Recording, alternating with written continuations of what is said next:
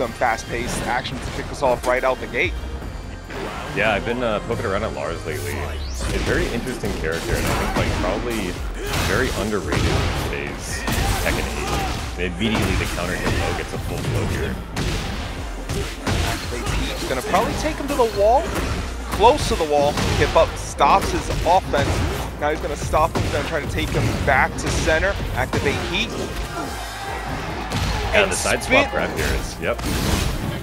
Yeah, that's vicious. I like the patience, waiting it out.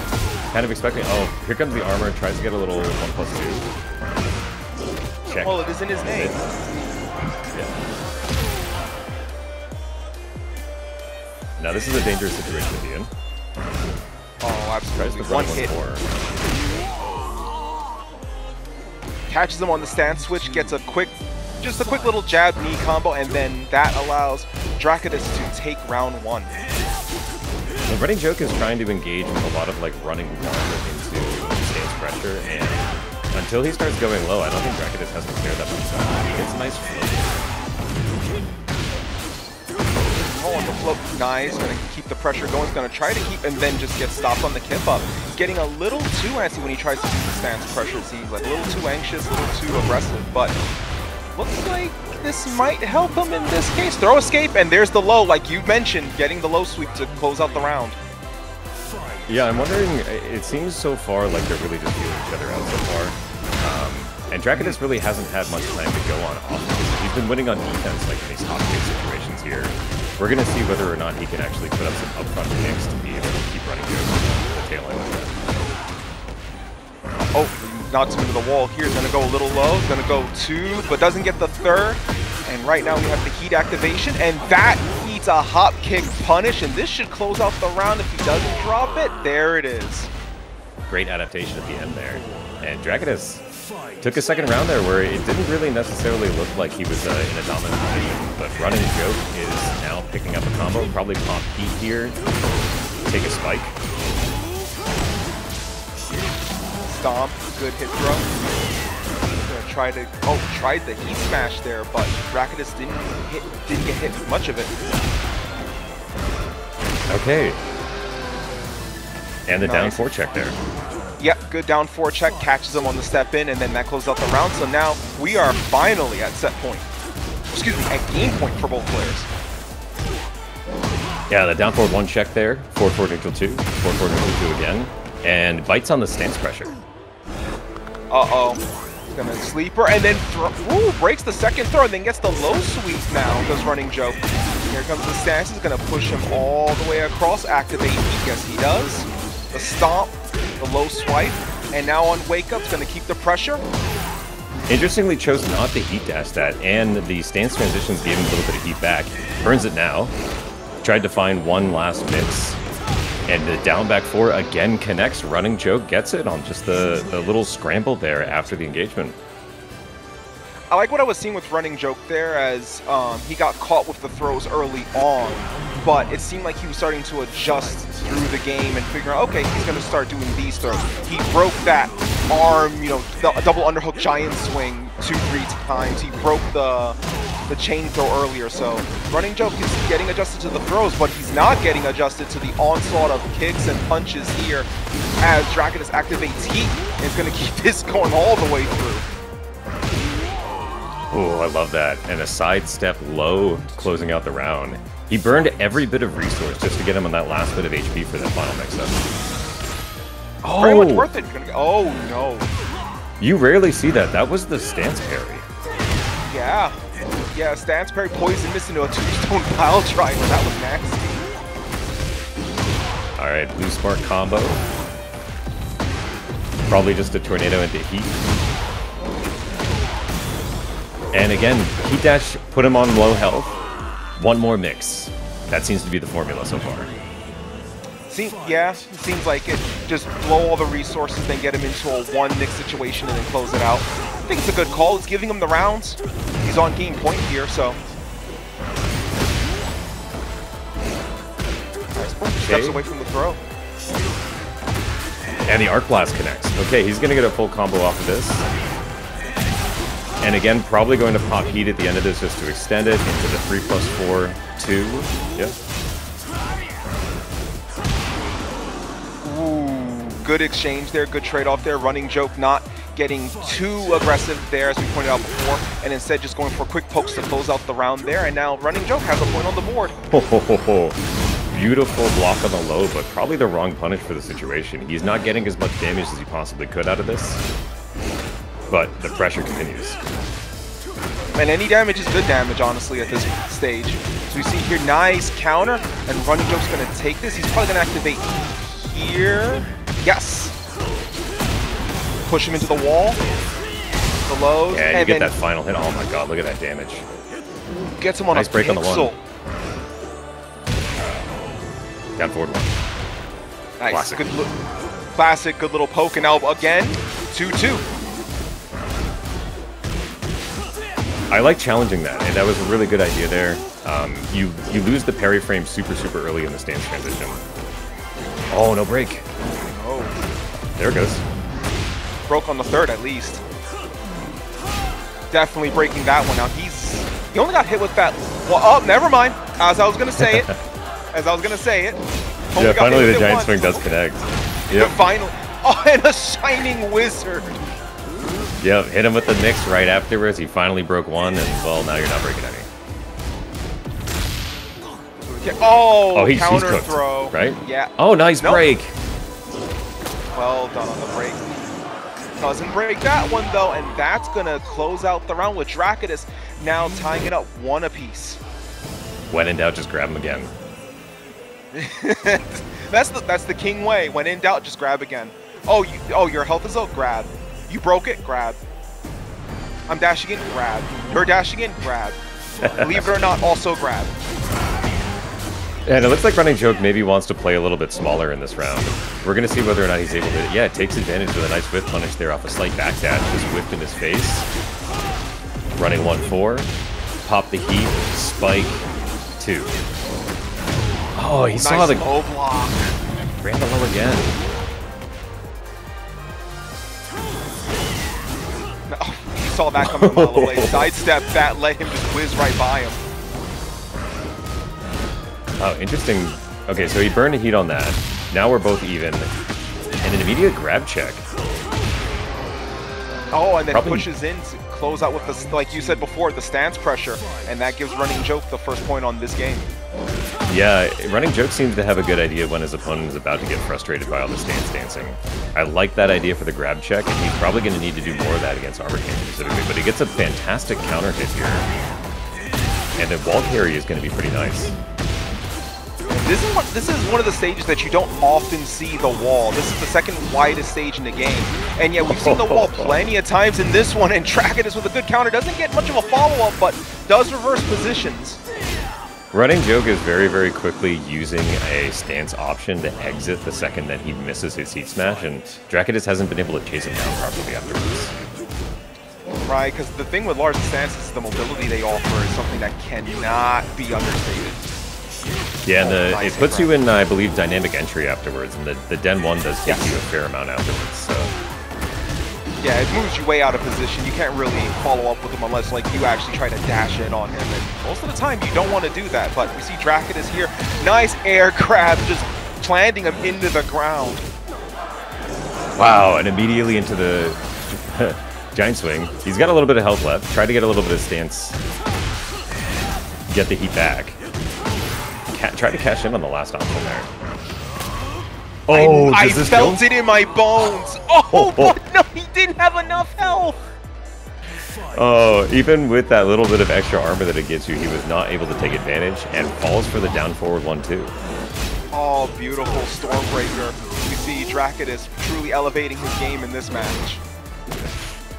It's interesting that time RunningJoke blocked the headbutt and then immediately tried to duck afterwards, assuming that the same setup of the giant swing was coming. He was right. Right, yeah. At that point, it was like a good call, but just caught him with a different throw. Yeah, this is the Lars gameplay that's super frustrating, and he immediately burns the Rage Art thinking he caught him on a stance transition. RunningJoke is going to take this with a grab. Wow. Nice little bit of patience there. As you mentioned before, the stance pressure, the stance mix-up, very good at frustrating Drakidus, and RunningJoke being able to tell when his opponent was frustrated, was able to stance fake out and then bait out the rage. You want to be a winner, right? Round 1. You know, chat, if you want to be a winner tonight, you should go and do our match arena so that our players can get paid out at the end of the night. It's a good way to pay. It's a good way to show that you yourself are a winner by helping pay out the winners in this tournament. By exclamation point match arena as we get started in our second match, Ashen versus Kuugo, Lili versus Kuma. This is a pretty rare matchup. It's like the most stepping versus the least steppable. Or the least stepping, I should say. Because Kuma is vulnerable to step right. Oh, this is a cool combo adaptation. Very nice wall break. Are we gonna... No, doesn't get the follow up there. Yeah. Oh, if you're Kuugo, you're paying attention to that fact that he didn't react to the back one there.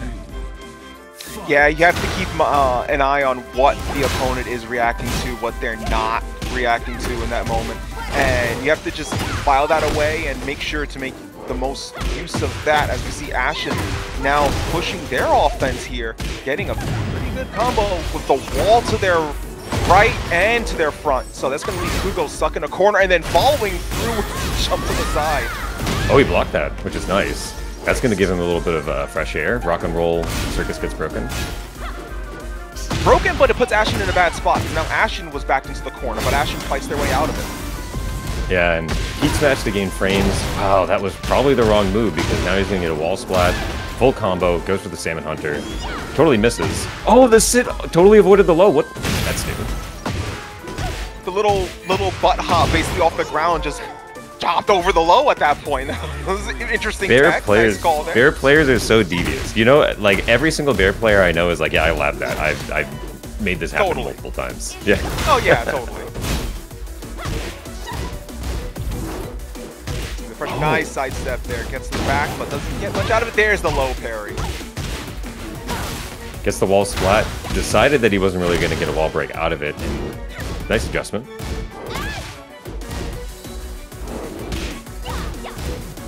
Ashen really trying the string pressure, and Kuugo's not falling for very much of it. Not at all, no. Kuugo's just being patient, being able to block everything that's coming his way. Very nicely done. Oh, sidestep there, and that's going to open up the offense for Ashen. Yeah, and you can imagine that this is probably going to kill with the right combo get into the wall. Ooh, you would think so. There it is. So Ashen finding a nice little sidestep out of that situation. And now the walking is starting to work a little bit better, too. Ashen finding some setups. Yeah, I was about to say finding setups and also finding a little bit more mobility. They're being a lot more free about their movement, sidestepping Kuugo, trying to figure out what way to go. You said Kumas are vulnerable to sidestep right, and we're seeing Ashen make a lot of use of that. Yeah, and I think out of this, what I would expect to see is that probably a Game 2 adaptation, if it does go to a Game 2, is going to be Kuugo primarily using some of the homing moves to try to fish for counter hits. But with the right stuff, might be able to take this game. Oh, but eats the rage art. So he's on the ground, and this wasn't counter hit. Oh, no, okay. But still close enough. Yeah, it still does hefty enough damage, and with that, final round.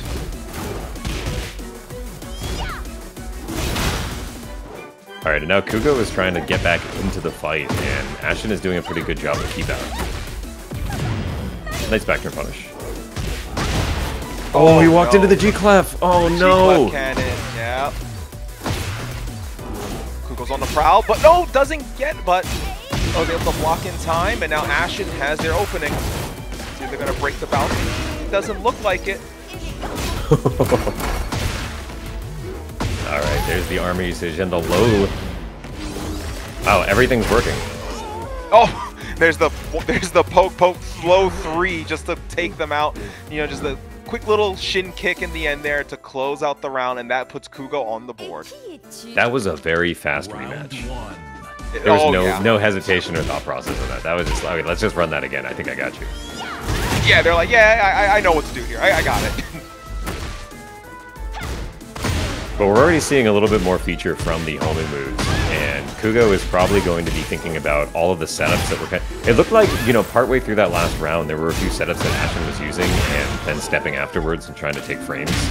And by the end of it, Kuugo was just standing there and waiting, predicting that those steps were going to come in. And it makes you vulnerable to the string itself, but probably less damage overall.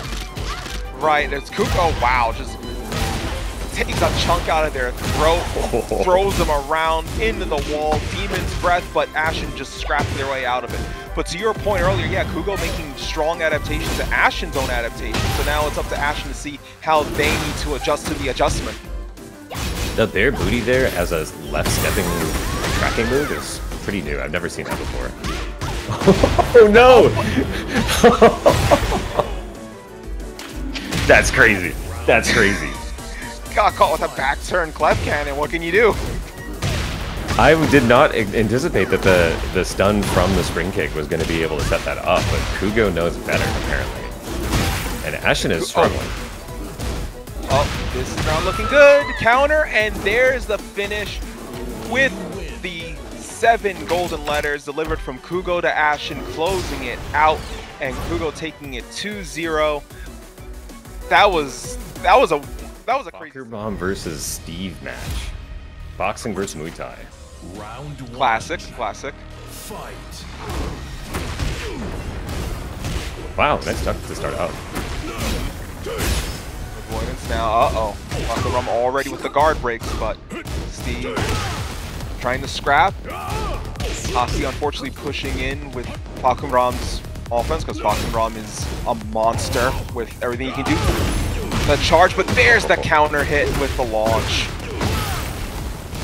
Wow, he actually got that last hit like kind of low splat on the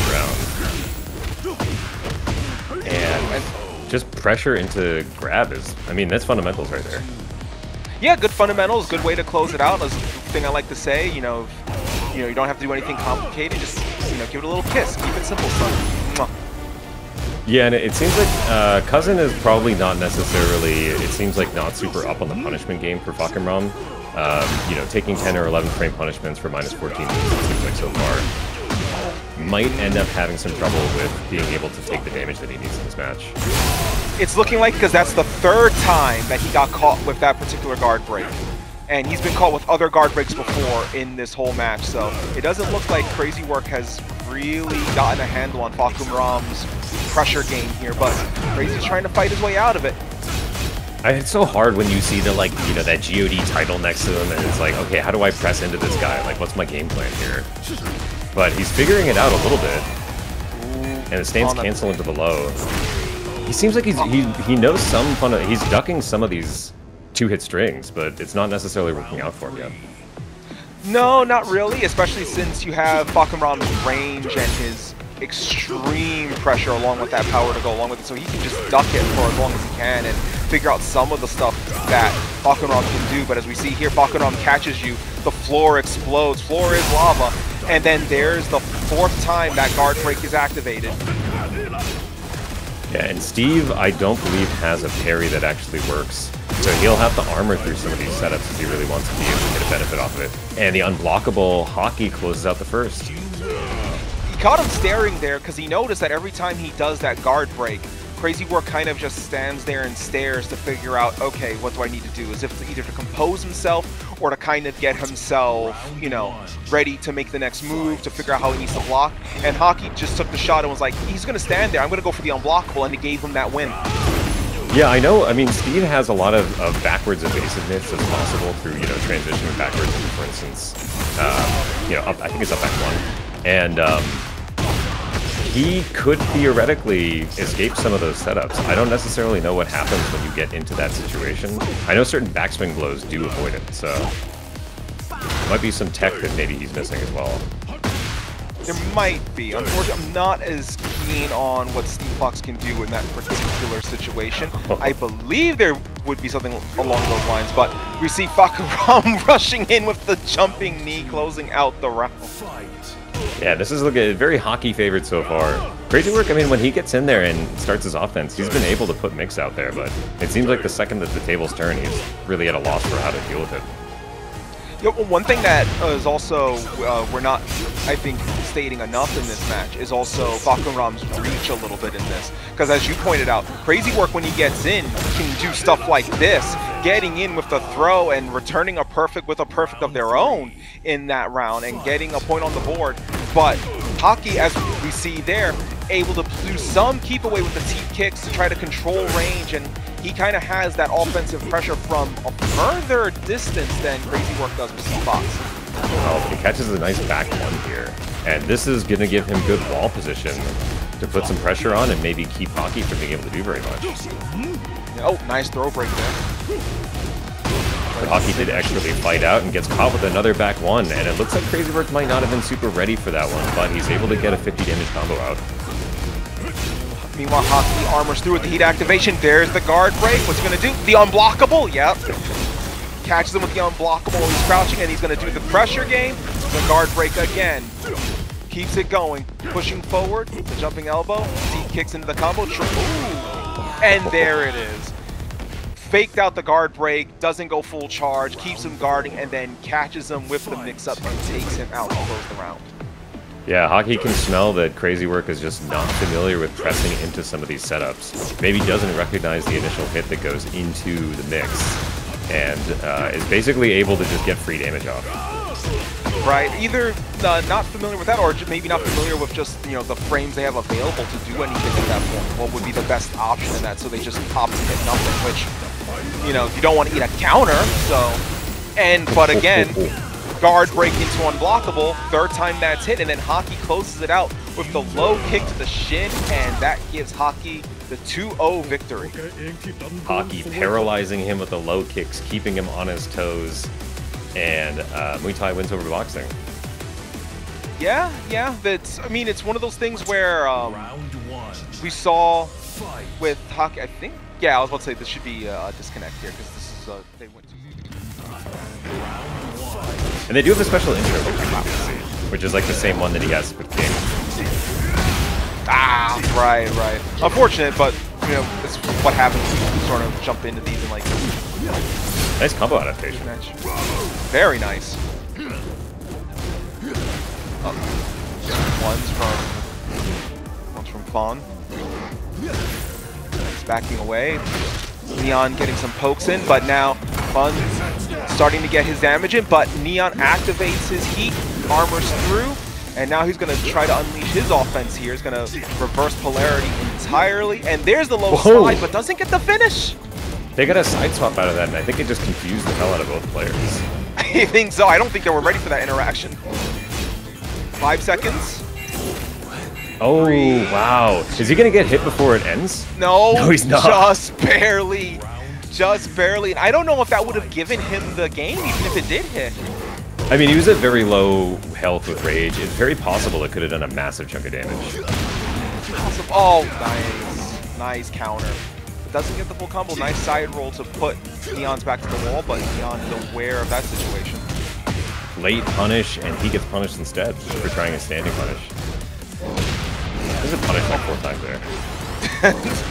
I mean, that's what this game has been. Punish, punish, punish, and now a counter, and then just dunks him right near the wall. Neon Red doing a good job of stepping around, but maybe the punishment game is a little late. We've seen it a few times already here. Yeah. Oh, he gets a really fortunate wall spot, yeah. Yeah, wall spot, and this is going to do some heavy damage. Going to keep the pressure here too. Phoenix shift. Doesn't get anything out of it. Timer running down again. We're going to be at 5 seconds once again. Low sweep, low hit again. One poke and close. Very 2 rounds down to the wire. Yeah, almost snuck that one there too. Did Neon. Well, it seems like we're already seeing the mind game developing between the 2 players so far, and Neon Red is finding some nice counter hits. So far, yeah, Neon's been able to time those counter strikes really well. Oh, but as we say that, Feng lands one of his own. This time he gets a standing punish, maybe dialing in a little bit still. Weird wall situation. Feng made the most of it though. Gets the low drop kick. Pokes, keeps him in the corner, and then just a quick jab to counter, and that puts Feng on game point. Yeah, he was slightly slower with the prominence and it got stuck. He really wanted to cash in on his heat with something fast, and maybe Demon Breath would have been a faster option. Flame, what is it, Flame Dash? Yeah. Yeah.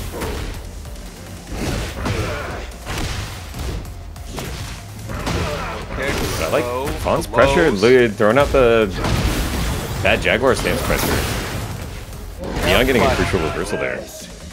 Yeah, but unfortunately wasn't enough as Fawn takes that round. The low hits, just low, low, low, low. And then when Neon decided to act on it, just gets poked right in the face for it. You know, conditioned him to expect the lows, to find that opening, to have an opening rather. And Fawn just closed the door right in his face. Yeah, forward neutral 2 into Jaguar 4 is like such an annoying low in the low. Because you assume anything else is going to happen, and then you're just sitting there like, wow, I just bossed myself. And then you look and you're like, what happened? It looks like, again, Neon Red got the spacing to make forward neutral 2 whiff, but he was just so late on recognizing that it didn't hit him. Maybe some Jaguar-related PTSD. Season 1 with King, and now Season 2 with Armor King. It's too much, man. Could they just stop making King characters for, like, a season, please? I've had enough. Oh, and hits with the stunner, by God. He broke that man in half. With God as our witness. The Garuda's wife, but oh my God! Did he key charge him? Oh, it looked like I could have sworn it was a key charge. I don't know if that was a missed input or what was going on there, but yeah. And immediately opens the round with the Hell Sweep, the Tornado counter, and then getting him up against the wall. The low grab picks him up. Shining Wizard. And Fun is finding all the right buttons now. Oh, absolutely. He has been finding the timing on the engages very, very well, and the down back 3 closes it out. Yeah, very, very... I guess you could say adaptational there from Fun, because in the early games, there was a lot more back and forth between them. There's a lot more, like you said, figuring out the mind games, and then Fawn just adapted quicker. Interesting. Both characters with pretty powerful parry options. Yes, yeah, very much so. Heihachi's a weird one, especially now with his changes in Tekken 8. He's much more... I never thought we'd see the time where Heihachi becomes a stance character, but, you know, here we are with his stance and even an install. Yeah, he learned it training with the Tekken monks, apparently. Yeah. Things you learn, and then the things you learn when you're trying to better your soul, and the things you take with you when you headbutt a meteor or something. Yeah, it turns out you can teach an old dog new tricks. You just have to put them in Tekken 8 first. You just have to seclude them in the mountain somewhere. But if you see Chun-Li here, oh, speaking of old tricks, going for the roundhouse, but not getting it, as Snatcher knows how to sidestep that. Yeah, it was a really, really great option to be able to just wake up there and immediately start walking. And I know TREECHUNLEE is probably going to clock that for the next time he wants to do that setup. It'd be a good decision to do so. Yeah, very nice punish. I feel like you rarely see people punishing the back 3 from Asuka. Yeah, you don't see that a lot. Especially since you can run into, like, you know, if she does that, you can run into, like, 2 variant types. So there's risky options, yeah, if you try to punish that. Oh, and the back 3 does connect this time. Yeah. Asuka does a lot of damage and has pretty stable wall carry, but he's unable to pick that one up. Doesn't get the pickup, but gets a... Right, they didn't get the full follow-up there, but they got a cheeky low at the end on the wake-up, so still made up for it, but unfortunately Snatcher got the rising uppercut and now is just running away with it with the palm thrust to close out that round. That was a big round. Absolutely. The momentum Triple electric. Shift. Drops the rest of the combo. Beautiful low block. Combo adaptation? No. Duck. Oh, not that time. Palm thrust, and then that's going to activate his heat, and that should close out the round. I like that last second choice. Oh, he's not dead yet. Interesting, okay. Down 1+2. Back 3. Nice. Signs of life. They have Naniwa Okay, as well. chose not to finish off the combo, and yeah, just gets caught in the end. Yeah, unfortunately. I was gonna say, Smash. yeah, I was gonna say that I liked in the last round when he had TREECHUNLEE's back to the wall, choosing to go for an aerial move at the start of his heat engage was like a great idea in general because it's essentially an option select for either Sabaki or the Kingdom. Yeah, that's a good call there. Yeah. I wouldn't be surprised if we don't see him do it again. Kind of keep them on their toes to think about that as like that wasn't a fluke. Nice. Back three. He's gonna get a combo off of this. Activate heat. Smash them to the ground. Maybe not the best heat combo to be able to use. We're almost out already. But wow, that picked up in a really weird way. I think in that situation, it seemed like they sacrificed the damage for the wake-up game. They kept them close enough on wake-up that they could just follow up, and it gave them the opening to do the rest of the damage. But Snatcher is not intimidated by this at all. Wow, he got the low block, but just wasn't able to take advantage of it. Yeah, no punish on the block hell sweep there. Oh, and just gets the poke while they were going up. And that gives Snatcher the round. It's the momentum, even though it goes in TREECHUNLEE's favor, Snatcher is able to just snatch it back into their own grasp. Yeah, he's finding a lot of key reversals. By the way, I caught that. But it seems like Snatcher is just a little bit more familiar with how to deal with this matchup. Oh, no pickup on that. Okay. Thought it might be like Kazuya's, where he might be able to just up forward forward, but... Up forward, yeah. No, not that time, but still gets the rising uppercut, and Snatcher is now at set point here. Oh, there's the Tooth Fairy. Yeah, big uppercut of his own. Pop heat, try to get to the wall, I think, right? Oh, no, we're not taking the wall combo. It's a little unstable, so the spike is a little bit better. Full charge forward 3. Oh, nice parry. Yeah, first time we saw that, and pays off big. Burn the last little bit of heat to get that Naniwa Gusto. Yeah, and then closing it out with the low, sweet OTG with the perfect there does TREECHUNLEE. It seems like TREECHUNLEE is sacrificing a little bit of the damage for the wake-up game being to have that, you know, that option select, the little pressure on wake-up now, but you see Snatcher immediately opening up with a ton of damage to start here, and good throw breaks there by Snatcher. And it looks like he's adjusted his game a little bit, like playing at a little further range, trying to go in and aggress, but these hell sweeps not getting punished is definitely like red meat for a Mishima-style player. Yes, absolutely. You see your TREECHUNLEE activates heat and then gets the launcher. Okay, instead of it's a reset situation. He knows enough to block the second low, but no low parry, which he could have done, theoretically. Oh, there's the rising uppercut. This might do it. Oh, this will kill. Yeah, and Snatcher takes it over TREECHUNLEE, yeah. Yeah, Heihachi's combos are so stable. Yes. Very hard to drop Very stable, very reliable. You know, very reliable. Khalil does an amazing job running these shows. Yeah, and for all of you at home who have now loaded up on Thanksgiving dinner, enjoy the show. Go here with Shed with Hwoarang versus... I am not sure how to pronounce that name, and I don't want to mistakenly say it. It seems like it's like Bucghat. Bucghat? But I don't yeah, know. Yeah, but Bucghat, I don't necessarily know. Oh, look at this combo. All right, into the Firecracker. Okay, we got some unique looking combos from Shed over here. Yeah, popping them into the sky, then pushing them almost into the wall, and then forcing them into the corner. But Feng Wei is dangerous with that stopping power. That's one of his big things. But Shed, nice. I was about to say nice stance switching, but unfortunately ate a step and a launcher.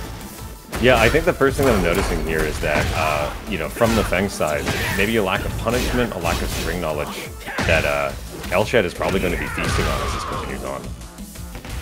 Yeah, as we see there, Shed landing the throw to close out that round, but yeah, Shed with his... Oh no! Step back and got punished with the launcher immediately. This is, I feel like this is a tough matchup on paper for Hwoarang.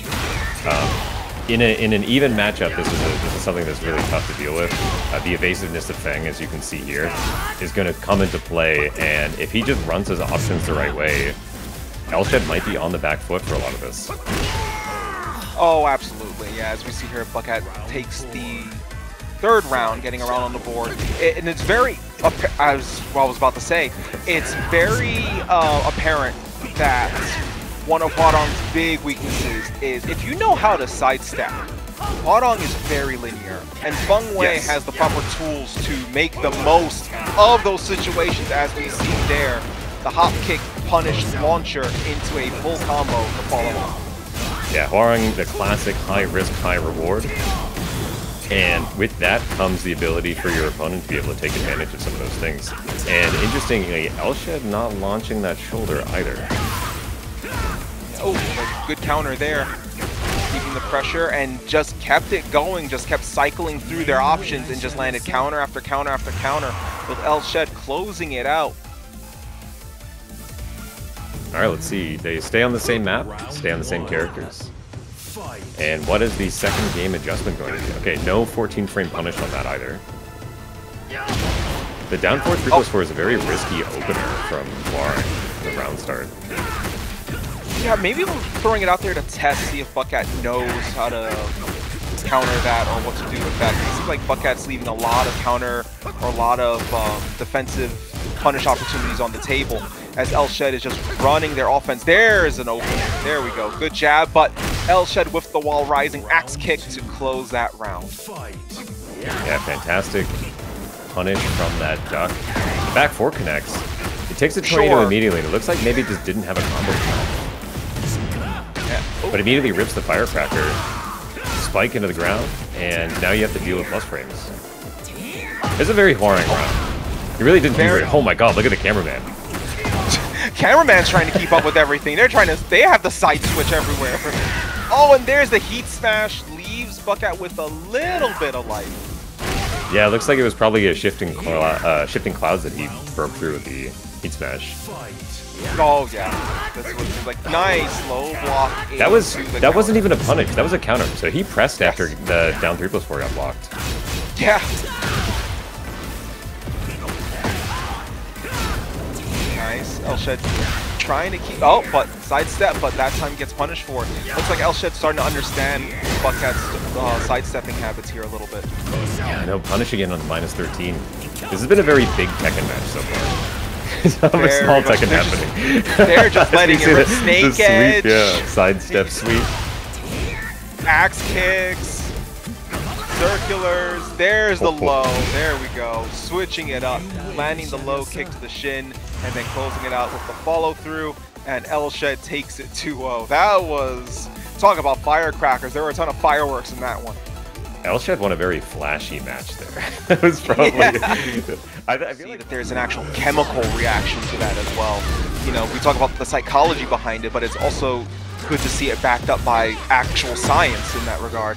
As we get ready for our next match here, MrLeapFrog with the Jack 8 versus Mahihkan Sky with the Asuka. Yeah, I feel like I saw Mahihkan Sky on either King or Armor King previously, so interesting that Asuka is their main character, but MrLeapFrog, of course, the breakout esport only, also caster extraordinaire on the Jack. Yes. And unfortunately, Mahihkan Sky takes the first round from MrLeapFrog, as we see MrLeapFrog. Oh, nice OTG, and now activates Nani wa Gusto. Good counter. Wow, found a nice counter here, yeah. Spike. Tried the fake out, but MrLeapFrog was ready and just kept blocking, but no! Oh, just kept on holding it. That is so difficult to deal with. You want to try to time it kind of like King's Muscle Armor, but Asuka can stay in that Sabaki for much longer. Yeah, there's a large opening of Asuka just, or excuse me, large seeming opening of Asuka just leaving herself in that stance and then just getting flung across the screen does MrLeapFrog, and now Mahihkan Sky activating Nani wa Gusto, continuing their offense here.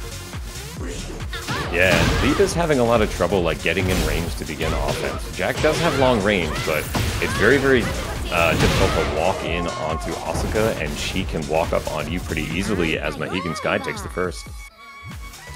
Yeah, you have that big, burly fighting style that Jack 8 has, and it lends itself to having like a little bit of the slower offense here. But Mahihkan Sky with the Asuka is able to poke and jab their way in. And now we're going to. I think LeapFrog is probably switching to Paul. If I had to think guess. so. I was thinking the same. Yeah, I've seen MrLeapFrog's Paul, and you know that's the one. That's the character I know MrLeapFrog for. So after losing with the Jack, it could be like, okay, you know, let's bring out the Phoenix Smasher. Yeah, a little bit easier to engage. Death Fist should be able to beat Sabaki, I think, especially in heat. I think it just breaks. I think it's like a full reversal. Yeah, we got Paul. There we go. Yeah. It's Paul hours, friends. Yeah. Paul on Thanksgiving. Round 1. Paul on Thanksgiving. Well, gonna be a lot of turkey going around here. How many plates do you think Paul goes back for? he goes back until the whole buffet line is cleared, man. I mean, he is like canonically like very poor too, right? So it's like yes, it's probably like loading up. He's like, can I take one of these home? Caloric intake is important for this man. Oh, the Shredder kick doesn't get the... Ooh. That was a little bit of a messy situation there. The Shredder kicks, unfortunately, didn't get the full extension off that, and then Mahihkan Sky getting the back to close out the round. Yeah, Leap getting a little frustrated in terms of, you know, the ability for Mahihkan to be able to block all this. The knee was the right option there. He was just a little bit out of range for him. Yeah, just slightly out of range. It's just a little scary because Mahihkan Sky just stayed in that stance, and like you said, the knee was the proper choice there. These full crouch mixes, the full crouch down forward 3, just being able to get into his face like this is so frustrating to deal with. Did he actually get anything? Oh, he didn't get anything off there. Did not. No. I thought he might have shouldered. It looked like the beginning of it. There we go. Nice, nice. It feels weird to say this, but I feel like Leap has to play a slightly more disrespectful game if he wants to start taking rounds. I could see that. I could see that because right now Mahihkan Sky is actually dictating the pace here to full effect, taking 2 rounds here with MrLeapFrog on the Paul. But now the stage hazard is active. Floor is lava, and we'll see if that helps MrLeapFrog make some dent in this armor. Yeah, it looks like he's trying to figure out how to play into the range and actually, oh, that was beautiful. Finally uses the knee, and I think that is probably a key ingredient that he's going to be able to use in this matchup. It's quick, it's snappy, and on counter it gives him a full combo, so yeah, that's probably going to be the best thing he has to do. Oh! Tried for that rolling Kopo kick, but doesn't get it. And then Asuka getting the full roundhouse kick there. Both of them popping heat at the right moment, yeah. Mm-hmm. Oh, he missed it, but he wasn't able to capitalize. And the sidestep too, this might seal the deal. 3-ring circus, and then the kick into the wall to close it out from Mahihkan Sky. And with that, Mahihkan Sky 2-0 against MrLeapFrog, demolishing the Jack 8, bringing in the Phoenix. We're talking about it. Yeah, I'm ready for this one. The Xiaoyu versus the Hwoarang. And we've seen Peeling Xiaoyu do monstrous things at these events. Of course, Tenno familiar with the Xiaoyu matchup, as we see the low parry here. Massachusetts has had Doc Massacre for quite a long time, one of the OG Xiaoyu players. Yes. And who is often, you know, showing crazy tech on... Oh my god, gets the wall spot there. And this is going to be easily kill with the right combo. Peacekeeper to close it out. Well, Tenno knows the right combo, as we saw. As you said, playing really well into the Xiaoyu knowledge, like you said, and knowing really well how to deal with Xiaoyu, low parries, keeping distance appropriately, but is not ready for the grab. Unfortunately, no break on the Waning Moon. Yeah, I like what I'm seeing from Tenno so far in terms of, like, he's winning an engagement and then he's backing off to try to avoid a bad follow-up or a mistake. And Peeling now in the driver's seat is just putting constant pressure in his duck. And again, you see a quick jab and then immediately backing off, not wanting to deal with any pressure. Yeah, it's a smart play. Oh, nice back away, but no, gets the low sweep, doesn't get the he got the counter combo. hit. Oh, he couldn't confirm it. And he didn't decide to heat dash there. Maybe down 4 3 +4. Wow, he totally missed it. Oh, From no. the wall. Yeah, he's dead. Yeah. Opposite situation. Yeah, opposite situation of what happened in the last round, where Tenno basically played a perfect game last round, avoided the backflip, being well aware of the wall position, and in this situation, falling right into it and gave their backup to Peeling. But now Tenno looking to push their own offense. Good throw break there by Tenno, and now activating Heat to keep it going.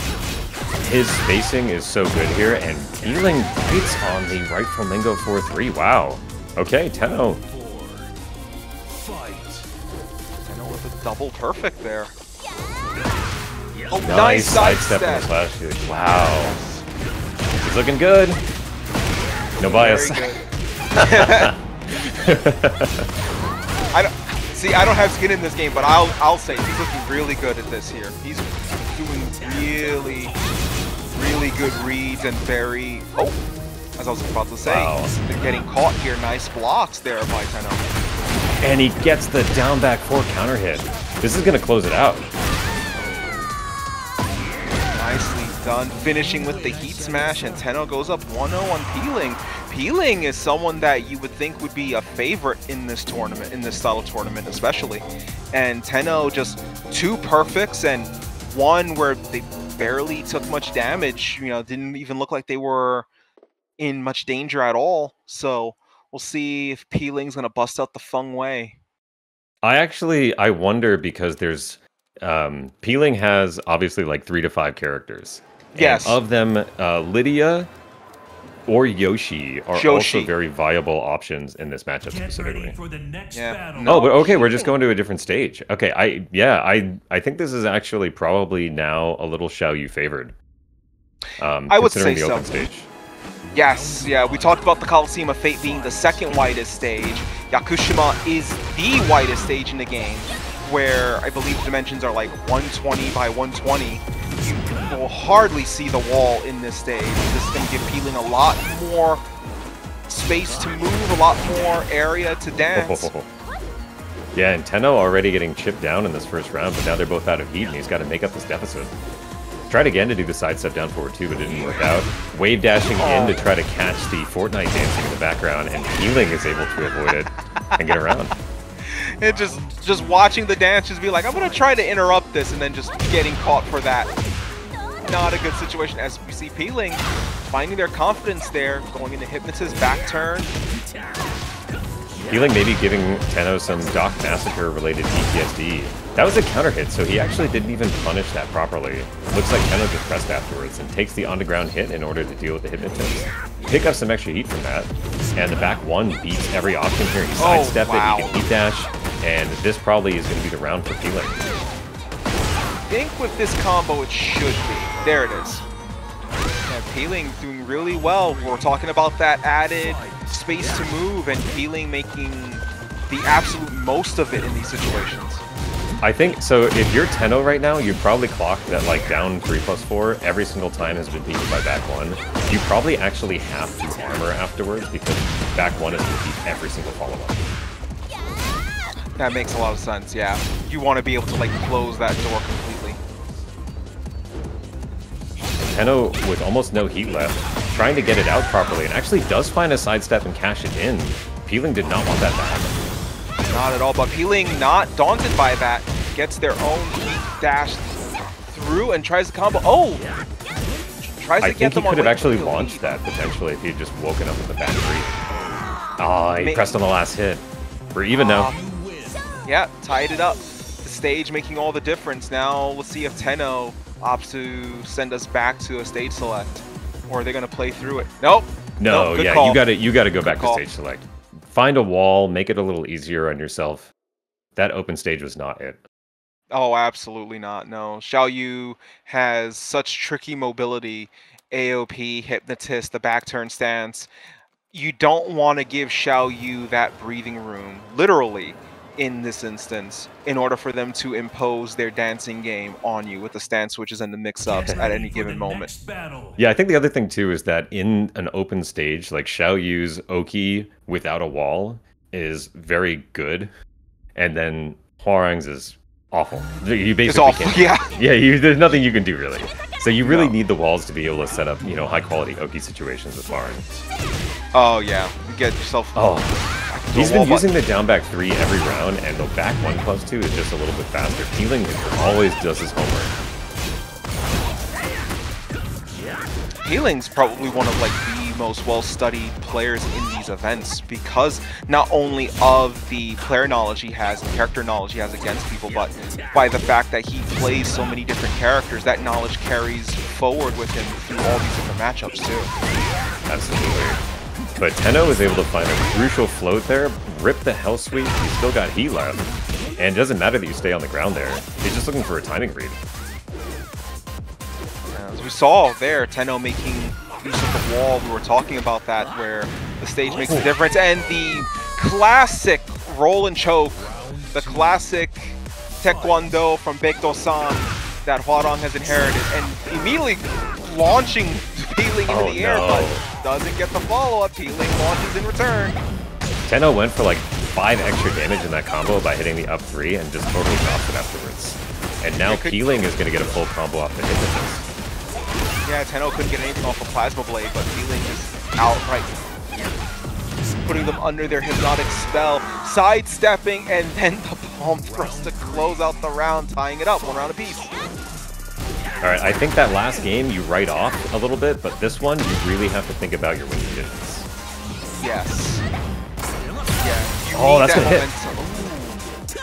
Nice. Alright, and now Peeling on the back foot a little bit. You're losing heat time right now. Nice break. And burns heat without really anything to show for it, except a slight bit of chip. Finally presses into the down forward 4. Okay. Oh! Activates heat raw and then gets punished for it, and is going to be backed up against the wall. Now it's going to be interesting to see how Peeling answers this, because that puts them in a bad position. Good throw break. Oh, he didn't back at that time. Unfortunate, and he still got heat, but he's not really going to be able to take advantage of it. Peeling on set point. I like the throw there from Peeling, because even with Tenno throw escaping, it put their positions back to where Tenno's back was against the wall instead of Peeling. So even though he avoided the damage, it still put him in a win condition spot for Peeling. As we see here, Peeling just using the wall and just blasting Tenno against the wall, but Tenno activates heat to try to scrap out of it. And this time Peeling waits out the pressure. But Tenno is trying to fight his way back in. The waning moon connects though, and this might be it. Waning moon, and this might be the setting sun to close out with Peeling taking that one. 3 rounds to 1, and Peeling taking it 2 games to 1 against Tenno. Well played. Yeah, very close match. Unfortunately, the last grab break was pretty crucial. It looked like Tenno was hanging in there, and then... Well said, and puts in perspective Peeling's adjustment process throughout the set there as we go into our next game with Toys with the Victor versus Whitetree with the Feng Wei. Yeah, and if you're not familiar with the name Toys, maybe you're familiar with the name Game and Anya. That is Game and Anya. Game and Anya, yeah. Oh, drop there is pretty big. Okay, so Whitetree maybe not having the right combo optimization for that particular floor break. But didn't matter. No, not at all. Didn't have the optimization, but still kept the pressure, kept him against the wall, and then landed some OCGs, and that just gave Whitetree the perfect. Yeah. All right. Toys trying to play the spacing game and maybe just, you know, get out of being able to have to sit through the evasiveness of Feng. Get to the wall. Oh, that's launch. That had to have been a missed input, but it doesn't matter right now. Feng Wei gets the snake edge on the other side. Gonna get the throw into... No? So they were gonna actually do the throw into the wall, but doesn't get that. But Victor gets the poke there, and Toys takes the round. Yeah, I like the way that Game and Anya is playing just to start off with, you know, sit back and try to engage from a range that is uncomfortable for Feng to be able to deal with. Normally he is the one spacing you out, and with Victor's, you know, ability to engage from long range, you kind of have to be predictive about when you want to backsway. Oh yeah, Victor is very much a character that kind of turns that paradigm on its head because of how much range Victor can cover with his moves, how Victor can close range, and then the sword slashes. But right now, Whitetree pushing in and taking round 3, putting them up 2-1. Oh, managed to just go under the gunshot. No spike though. That's probably critical here. I wonder if that was a misinput, or if they wanted the reset, or if they just wanted the spacing up against the wall. Well, it doesn't matter There's in this the case, spike. because the spike is going to guarantee the wall position. Take the tornado. Not too much damage, but save the combo. But every little bit helps, because that's going to close out the round and give Whitetree the first game on the board. And that was pretty fast, I think. Okay, they just rematch instantly. They're just going straight in, yeah. Game & Anya Toys is a definitely a very fast adapting player, so I would expect to see the game plan is going to shift around in the second match quite a bit.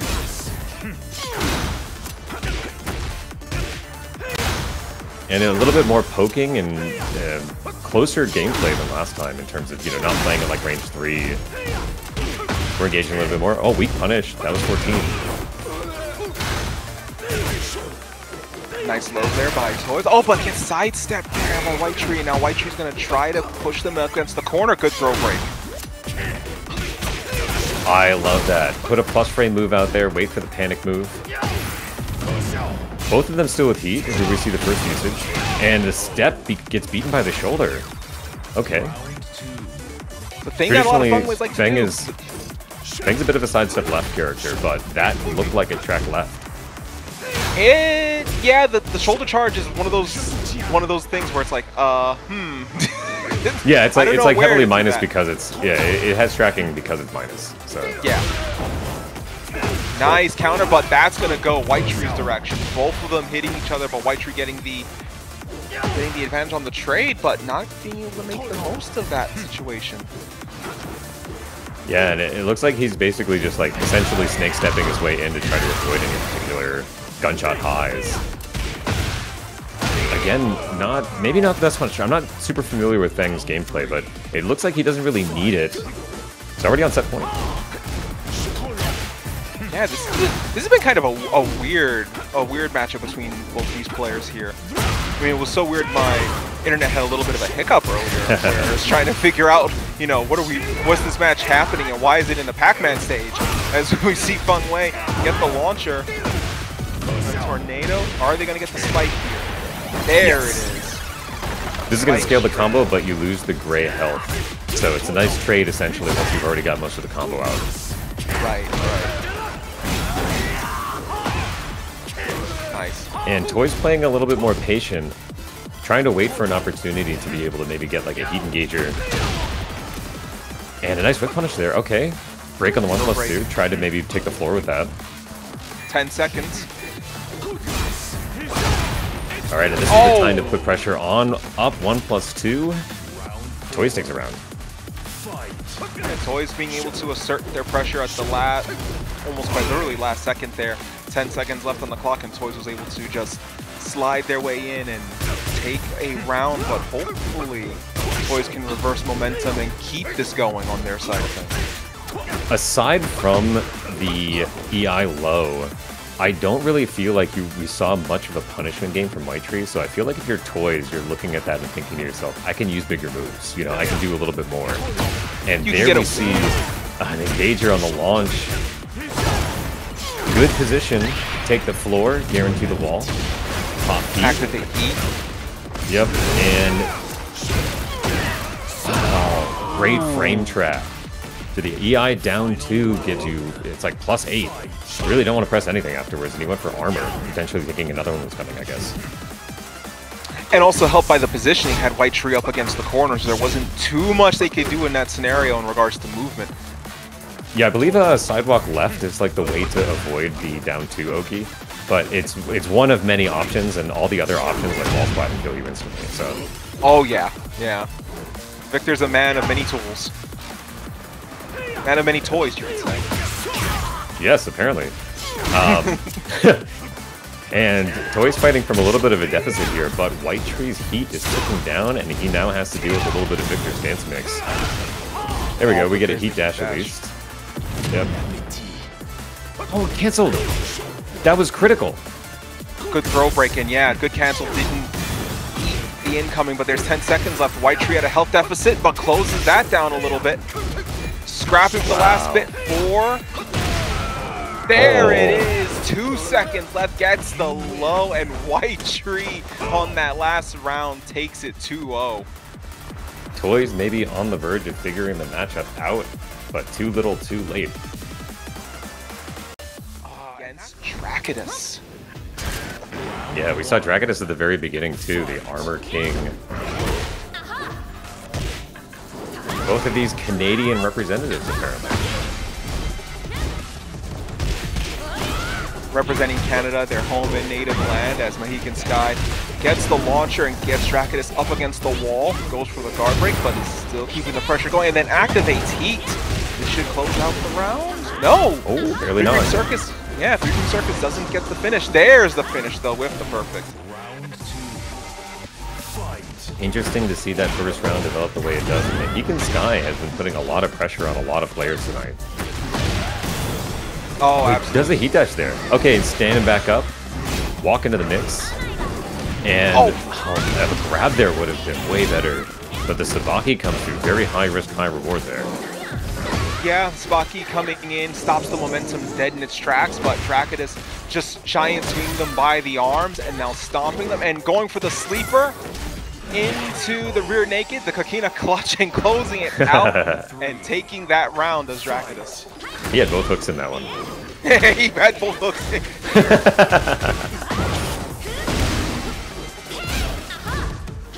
Goes for the roundhouse, but doesn't go full charge there. So Drakidus is forced to block it. Now Drakidus activates Heat. Yep, no wall splat, but the counter hit.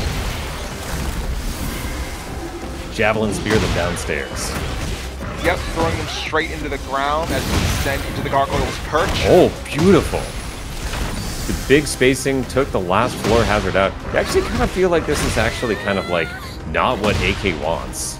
But now we're all the way at the bottom, no more hazards left. Yeah, it's nice hot kick. I was, earlier to your point, maybe not what he wanted, but he was able to take advantage of it. But this was 100% what he wanted. A counter hop kick to start, and then just pile driver straight into the dirt as we descend deep into the subconsciousness. Yes, and Drakidus is finding a range that he's comfortable with, finding the hop kicks at the critical moments, not falling for the full charge mix. And he can't kill with this, I don't think, but it's going to be real close. Some pixel, but there's the OTG, yeah. Just catching them on the OTG and then finishing them off. Drakidus just not being daunted, like you said, by the charge mix-ups. Finding the hop kick at every step of the way, being able to get their combos off the hop kick. That's the bigger, important part of that situation. Now getting them up against the wall and then slamming them down and now activates the floor. Floor does not get activated until a climax round automatically, but now Drakidus has activated it with the throw to the ground. Yeah, and Mahihkan Sky has not been breaking grabs so far, so we're going to see whether or not that's going to factor in. Good pressure there by Drakidus. The giant swing, chucking them all the way across. Again, no break there, and that's pretty critical. But an unfortunate whiff puts him downstairs at basically full scaling, but facing the wrong way. I think OTG will. Yep, there it is. Yeah, OTG was going to. Who am I kidding? Of course he can kill. It's Asuka. It can kill. Oh my god, the immediate Sabaki afterwards, too. That is really gutsy, considering that a lot of kings like to do a alley kick into a grab on hit. And we saw their attempt at the can-can, dodge the poison mist, but Drakidus went below. Nice. And finally, yes, the Sabaki does get grabbed instead, and now Mahihkan Sky might be thinking a little bit more about doing that, because you're about to take a lot of damage. Oh, this is gonna hurt. Yeah, the electric chair, power bomb, and now going straight down, knife edge chop. We're almost at the wall. Oh, yeah. Nice throw break. Yeah, this stage, even though its appearance doesn't seem so, it does have a wall. Steiner screwdriver! Yeah, and I think this sort of like reflexive Sabaki that Mahihkan Sky is throwing out has been getting him into a lot of trouble, but that is not good. No, yeah. It was a good try. They probably saw Mahihkan Sky moving and they thought they could catch them, but Mahihkan Sky was very much still in a neutral position, was able to block, and once again, going back to the hop kicks. Yeah, that was a really risky round start option to rip that. And Drakidus clearly knows his punishment game. Again, this okay, he doesn't care. He's just gonna Sabaki. No. Drakidus knows the punishment game, Mahihkan Sky knows the deflect game, so pick your poison. If you're Drakidus, you gotta just be like, alright, I'm grabbing every time now. I'm so tired of this. No more punches. No, okay. Punches are off the menu. He can kill easily with heat dash here. Yeah, I didn't even need it. Need it. Yeah. Yeah. Fight. Oh, nice low sweep. Kicks. Yep. Dagger kicks. Oh, just checking with a bunch of low. Oh, he got a pick up on that. Wow. There we go. Yeah, was able to like poke him out of it. Mahihkan Sky already about like 50% down of just the lows. Yeah. Drakidus is definitely moving better in the second round, but the sidestep 2 connects. Oh, good armor. Ooh, Met. okay. Drakidus with the sidestep. Yeah, doing it again. Drakidus kind of like, unfortunately, whiffing into space there. And this might set up the final opportunity to close out this game. Oh, this will kill. Yeah. Yeah. Can into the wall and then closing out with the 3-ring circus. Mahihkan Sky takes that game. Nice adjustments made there. Okay, the first game looked decisive. The second game looked questionable. What is the third game going to bring for us? If we go by trend, it's going to completely flip the other side. Yeah. Dominant on the other end on Mahihkan Sky. But yeah, well, we're getting a start of that too. He got a launch, but he wasn't able to do any sort of pickup after that. Nice fake out. Now Drakidus is staring at the mix. This might get a wall splat? Oh, yes. Yeah, wall splat, but a little far away. I like to see the micro stepping here in order to try to get the heat, but Mahihkan Sky's sidestep 2-ing it just happened again. Absolutely brutal in this so far. Yeah, it's like he's been reading Drakidus' own steps in this situation with that. And there's the full charge unblockable roundhouse. Kazuma special since Tekken 2 coming into play there. Oh my god, and it looked like he tried to hop kick because he's been doing that the whole match where he's been trying to hop kick the mix. And his sidestep 2, that just happened. That was cameraman. Okay, yeah. Cameraman struck again. Cameraman's like, oh, okay. He's got too much tryptophan in his system. Somebody come get him. Please pick him up and keep him steady. Oh man, the sidestep 2s have been just a complete deal maker for Mahihkan Sky. He's gonna full charge. He's not getting up. Yep, good call there. Cancels it, did the OTG, and then gets the overhead while they're blocking low, and Mahihkan Sky now on set point. Drakidus looked like he had it figured out in the first, but the adaptations that he had thrown out there of the hop kicks and the grabs are just starting to get stuffed, but he gets a lucky spike to start this combo off. Now we'll see if he can make anything off of this. Are they going to activate the floor again to go further? No! Oh, nice throw break there by Mahihkan Sky. Yeah, and I like that he's not doing it now, because now he can probably set up a grab to go to the floor. Oh, wow, okay, so he didn't bother. He probably thought that was going to kill, but he had to do that one last hit to close it out. I like keeping it, but this is probably the reason why you don't. Oh, yeah, because they... Oh! Drops the combo there, but still, Mahihkan Sky, all they need to do is that one ground smash on the combo, but... I like the giant swing there. It's tricky. You know, you would expect the Shining Wizard. Yeah, you get conditioned to that, especially with the previous king. Uh-oh, here we go.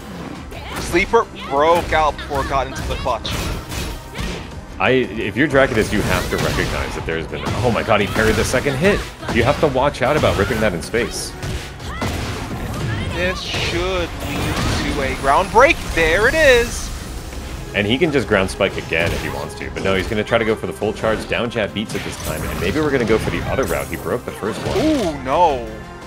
Oh, wow. Sleeper into the flip of the bulldog choke. And then as we see, Mahihkan Sky pushing forward. 5 seconds left. Eats the kip up. This... Rage Art. Rage Art? Yes. Do it. Oh, he's going to have a fraction of a second left with the Rage Art. If Mahihkan Sky is probably just going to wake up and try to charge his own Rage Art. That's probably the only thing you can do with this amount of time. Nope. Not even, because the distance. Drakidus was too far away after the Burning Hammer connected. Not much Mahihkan Sky could do there. Good play there for Drakidus to close out the round. Oh, I like this adaptation. Gets him with the back turn. Wasn't expecting that. And now we start the timer on the heat. Oh, nice back 3, and that's going to open up a full combo, and he's also going to, more importantly, burn Drakidus' heat gauge here, while Mahihkan Sky gets their own going. Nice kick with the OTG. Naniwa Gusto is still on the table as well. Oh, but counter he throw. The grab. Did he get that? Yeah, he doesn't seem to... Okay, nice. He did break that one later. And again, a sidestep too. It's just been avoiding all of the grabs. He doesn't have heat, so it's not homing. The unblockable. There we go. Tooth Fairy follow-up gets caught. Up. Electric chair driver into a power bomb.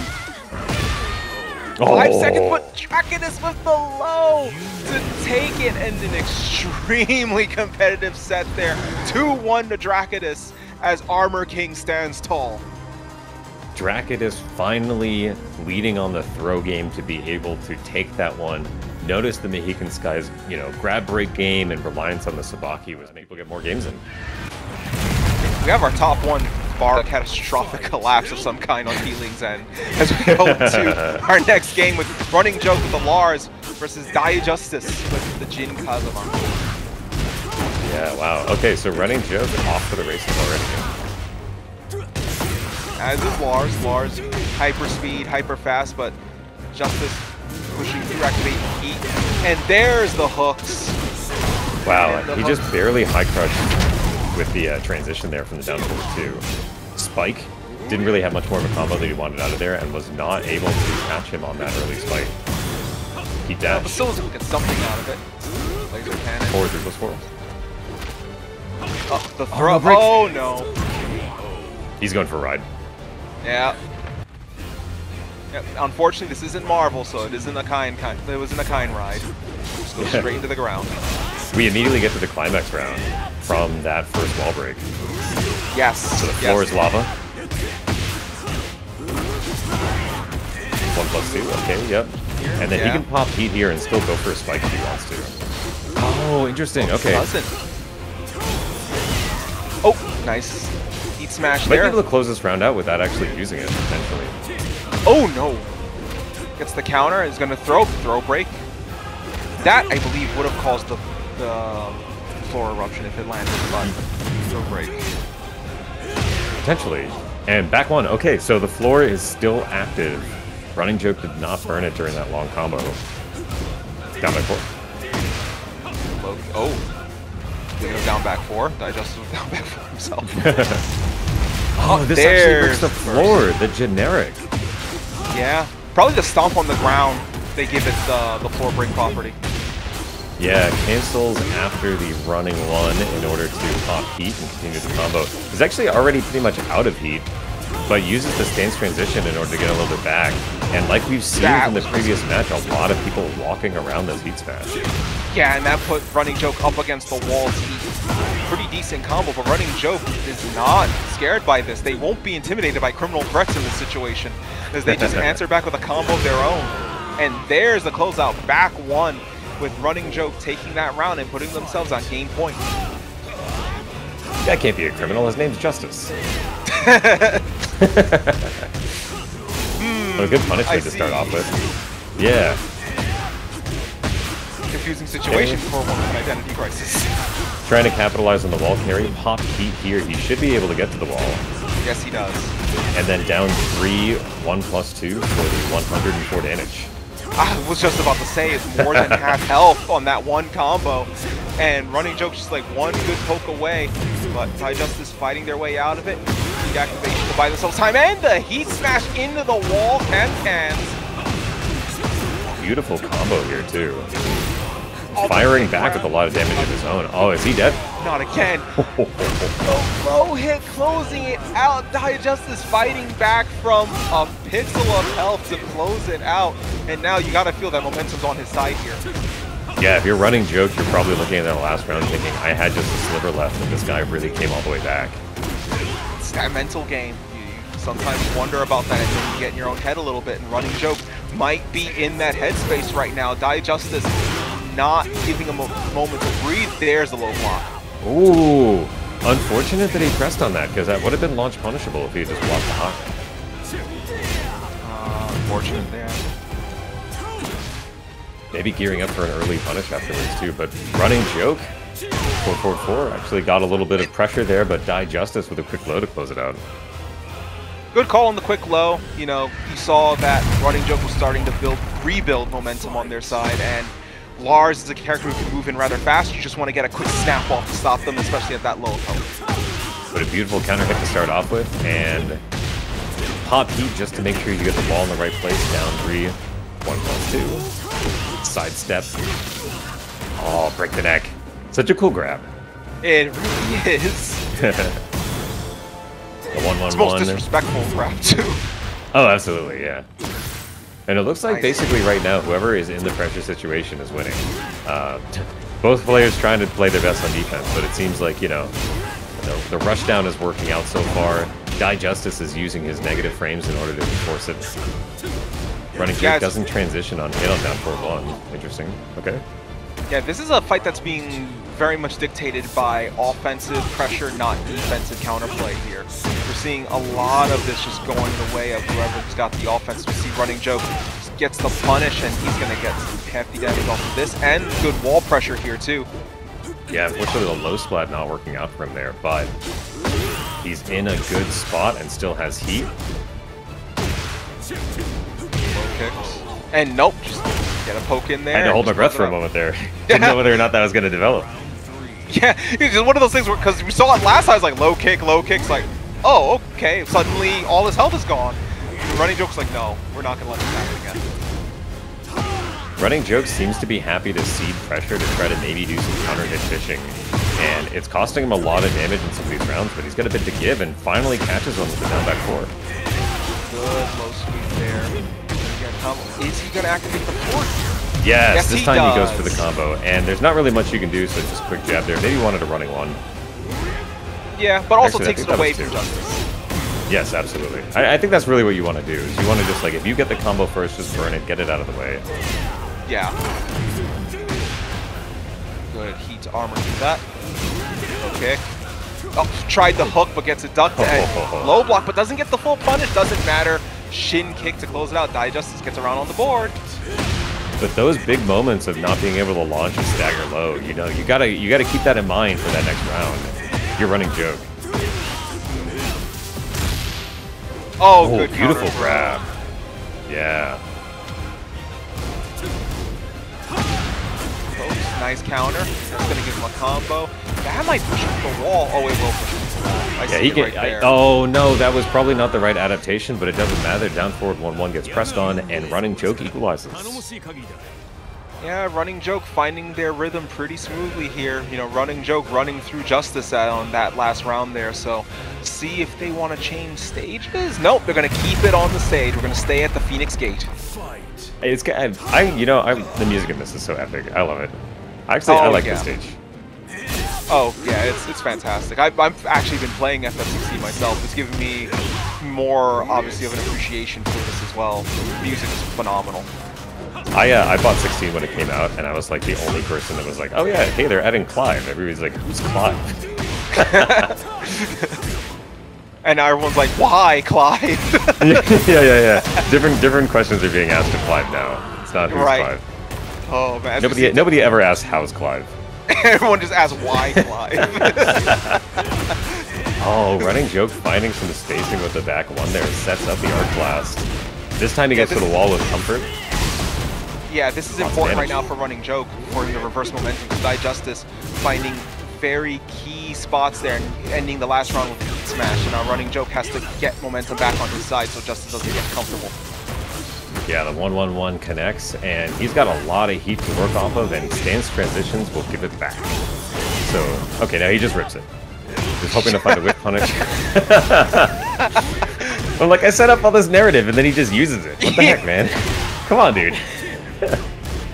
We're giving all this tactical information, and the person goes, but have you considered Beyblade? Yeah. How about I do anyway? Yeah. There's RunningJoke, just closes out with the back 1, and then opens with the heat activation here. And we'll see if they do anything with that. DAIJUSTICE stops in their tracks. I like that he's throwing a little bit of delay into his game. I mean, there's a little bit of stance delay built in when you do some of these transitions. So for instance, like the down forward 2 and stuff like that. But it's kind of cool to see that he's trying to adjust his game plan a little bit in order to deal with DAIJUSTICE, who doesn't seem to be able to recognize a lot of the stance pressure. It's the mental sack with a character like Lars. It's one thing to know that those stances have those openings. It's another thing in the middle of all of the blender to kind of react to it in the battle as it goes on. As we see there, RunningJoke takes that round and now is on set point. Yeah, it's always scary when somebody will sit there and play fundamentally with you and then immediately, like you said, let it rip. Yeah. This DAIJUSTICE hits the Hell Sweep, but misses the pickup afterwards. That's pretty crucial. Unfortunate, yeah. Hit. Oh, hook. Wave dash right into a punish as RunningJoke's going to take this and then some. Activate heat. Yes, he does. And just try to go for wall carry. Yeah. Did he step? Oh, just barely not. No, just barely caught him. I think the set came in just a little early. Forward 3+4, it's such a fantastic option there to be able to deal with somebody trying to stuff you from using your heat. But as we see there, RunningJoke just pushes in with the quick kicks and then, you know, as you said, you know, trying to stuff him in the heat, but in there, RunningJoke made it all gravy to close that out. Yeah, I love that he delayed the transition from forward 2. Round 1. Right, and here we go. We're going to see how this comes into play as we go into round 1. First match of our top 8. Oh, and immediately rips the hop kick.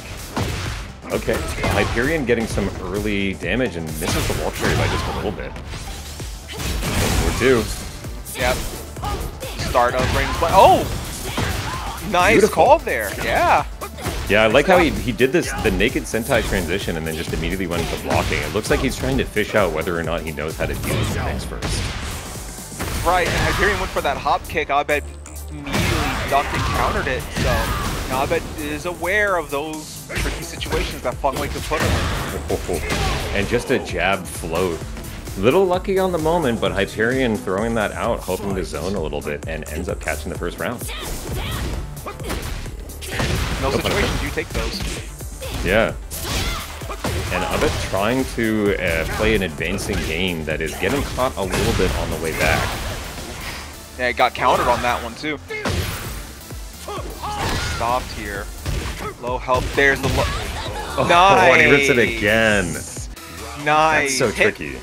Yeah, hit once, stopped it, and then got them guessing, hit it twice, couldn't block it. Well played there. Well, I love it conceptually because you cannot low parry the second one if you don't low parry the first. And Exactly, so yeah. just running it again afterwards is just like, okay, well, you know your opponent really isn't going to be able to react to it a second time. Yeah. Or they're thinking, Oh, he's in the surely air. not. He's in the air for this one, so the combo might just drop. Okay, he takes an early spike instead. That's smart. Yeah. Hyperion with all the right moves. Pretty much Nope. stopped him. Wow, nice punish for Oh, that. there's the launch. Good uppercut. Yeah, Abed with the first bit of pressure in this match. Finds the wall. Oh, there's no the throw. break. Not throw break that time. Going Okay, and he low. cashes in on that last hit. 10 But now seconds back left. against the wall. Quick low checks. And, oh no, 10 frame punish there. But, deals around. Yeah. Was able to take it there at the last minute. Hyperion looked like he was trying to like sneak out a last hit at the last second, like trying to time it, but Abed was able to just close that idea down completely, and now Abed's got the momentum back on their side. Hyperion now has to figure out how to wall. Yep, there you go. Never mind. Yep.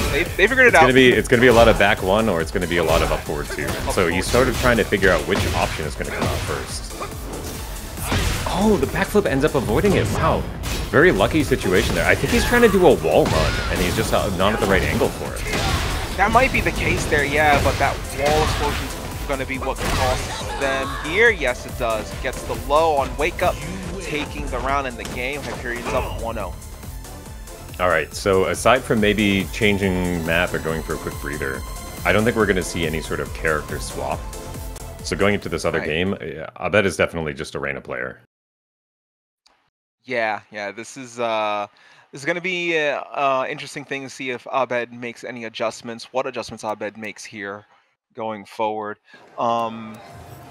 any attempt at trying to push their offense was effectively stopped by Feng Wei's, like I said, the back one. You know, there was that point at the start where the hop kick got docked by Abed, and it was like, okay, Abed's aware of these things, but Hyperion was able to mix up their counter offense well and started to leave Abed guessing on how they were going to approach, and now Hyperion has the momentum and the advantage so far. Yeah, and Abed, okay, I think leaning on the Hell Sweep here is a good idea, but you kind of have to do high-quality frame traps against Hyperion because he is trying to choose every sort of reversal option you can possibly find. Right. Overcharge, good damage. There's the counter on the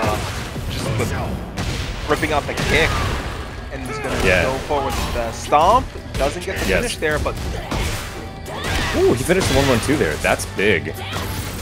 Signs of life for him. And no break on the stone head. He's got no health left.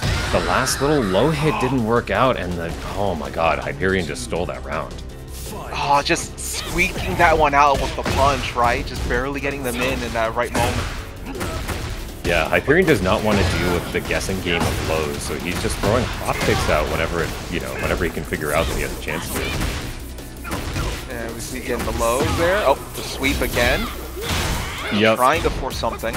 And it does look like when Abed is just throwing out a lot of plus frame situations, using the Hell Sweep, he's not really reading the mix intelligence. So it just seems like Abed is kind of taking his foot off the gas. Yeah, it's unfortunate. It feels like a point that you made earlier about trying that we were talking about earlier, rather, about playing big tech into counter small tech. It feels like Abed's applying that here, but Hyperion just isn't fighting as much as Abed's hoping for. Well, I say that Hyperion starts with less than half health now, but Hyperion's going to be able to potentially even that up rather quickly if he keeps his normal game plan up. Absolutely. And this time the Hell Sweep again catches the backswing. Okay. That's what he's trying to figure it out. He's trying to figure it out. Throw a little wave dash at the end. Get that little hand practice in. Yeah, sort of like get the flow of it going. Keep that, you know, keep the muscle memory, keep the momentum going. Does one, doesn't go for it anymore. Just to let him know it's there. Good throw break. Hyperion really enjoying, it looks like, the partial string stance mixes. Okay, again, no grab break on the generic. And this is a critical moment. Oh my god, the hop kick afterwards, not enforcing his frames after the on-hit situation. Hyperion could probably take it here with this last hit. There it is. Closing out with a 10 hit with that stomp at the end, and Hyperion 2-0 on Abed. Hyperion was able to just kind of run their game plan on Abed that entire way, wasn't it? Yeah, and I think this is a character, and I've been playing a bunch of Leo recently, is that you have the option in a few different strings to be able to completely cancel into stands at good frames. So once you get things going, and especially off of punishment, you have the opportunity to put people in a lot of confusing situations back to back. Right, and especially if a person's unfamiliar with Leo, it kind of leaves them standing and watching. But as we see here, Drakidus is just not really daunted by this, but WhatsMyName with the throw breaks, 2 throw breaks there. The Giant Swing and the Shining Wizard completely avoided. Yeah, and WhatsMyName threw 2 immediate stance moves out, and both times just either got red or got down jabbed, and so I think probably searching a little bit to be able to figure out how to navigate how Drakidus is trying to stuff the stance offense. Right, oh, and there's a low parry by Drakidus, and that's going to set up some hefty damage off of that into a wall. Yeah, the low parry on the down 4 is very interesting there. Kind of a high-risk option there with the risk of down forward 2 coming out at any time. Leo, of course, down forward 2 does launch crouched. It's minus 13. Yeah, it's a high, like I said, high risk, high reward, but if you can get it, you can get some hefty damage off of this. But Drakidus going low with the kick and then booting them, and that puts Drakidus on game point. Uh-oh. Yeah. Do we get the right break? Yep. Ooh. On the 3rd. Yep. And this forward 4 neutral 2 is really doing a lot of work to get into range. And probably pretty frustrating. Leo, doesn't really have that many high-quality, long-range engage options. Down back 2 might be the best usage that you have. Sometimes you see like CD2-1. But nice pickup here. And has the opportunity to do a little bit more. Didn't get the follow-up there. Didn't finish it for the wall splat, unfortunately. Uh-oh. Yeah, I think there was probably a little bit of a range thing from the last hit in space. Might have just whiffed, and so decided not to rip it. But Drakidus takes a fast first game.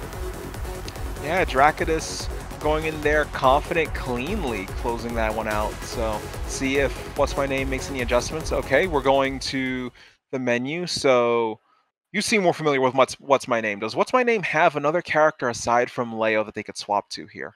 Leo is the only one that I know of, and probably the one that she's the most comfortable on, as far as I know. So I would assume Leo is the choice, and maybe just a swap of stage to get something different. Gotcha. Yep, Rebel Hangar. It's going to change the stage a little bit. It's not going to give them much movement. If anything, it's going to be a little more closed in, but it does give them the balcony break, which opens up the stage for them. Yeah, Leo does have pretty good wall carry too, so it doesn't really matter that. Oh wow, third hit doesn't get punished, but instead Lightning Glare activated too. Yep. Yeah, you get that as a guarantee off of any time that you hit up forward 1-2. Yeah. Oh, let it rip. Unfortunately, didn't get anything out of it, and then eats a Stone Cold Stunner. By God. Oh, a nice break there on the step afterwards. Oh, the sidestep, but eats the spinning backhand, and with that, Drakidus takes the round. Leo does also have a high-quality parry, so we're going to see whether or not we have any opportunity to parry the heat-specific armor move. But that is tech. I mean, it's very hard to do that just on demand. Oh, yeah, absolutely. Oh, Shining Wizard doesn't get throw broken that time. Oh, you see this quite a lot, yeah. You see a lot of people doing essentially CD into the standing 3-1. Right. Oh, there's a launch, but doesn't get much out of it.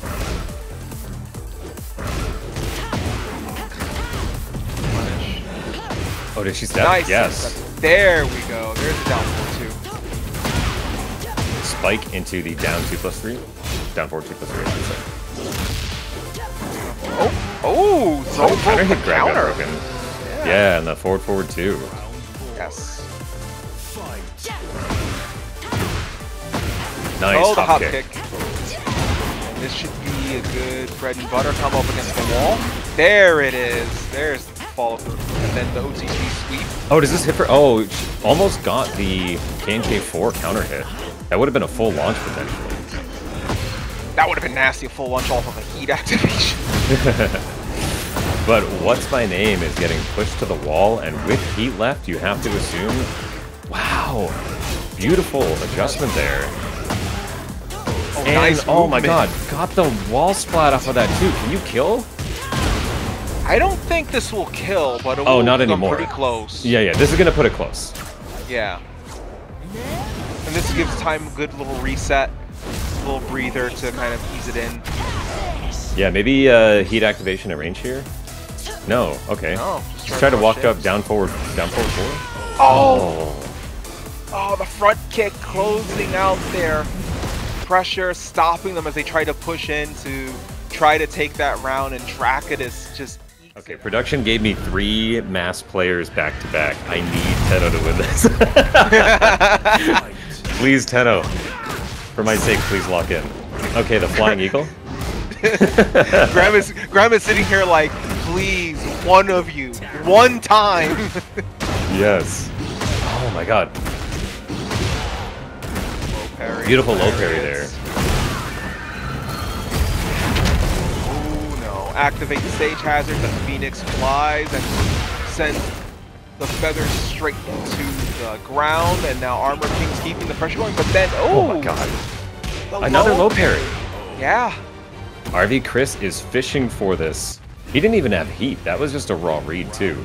You know, normally the down back 4 you have to worry about heat, but he just threw that out, just trying to make a little bit of chip damage, and he ended up getting low parried immediately for it.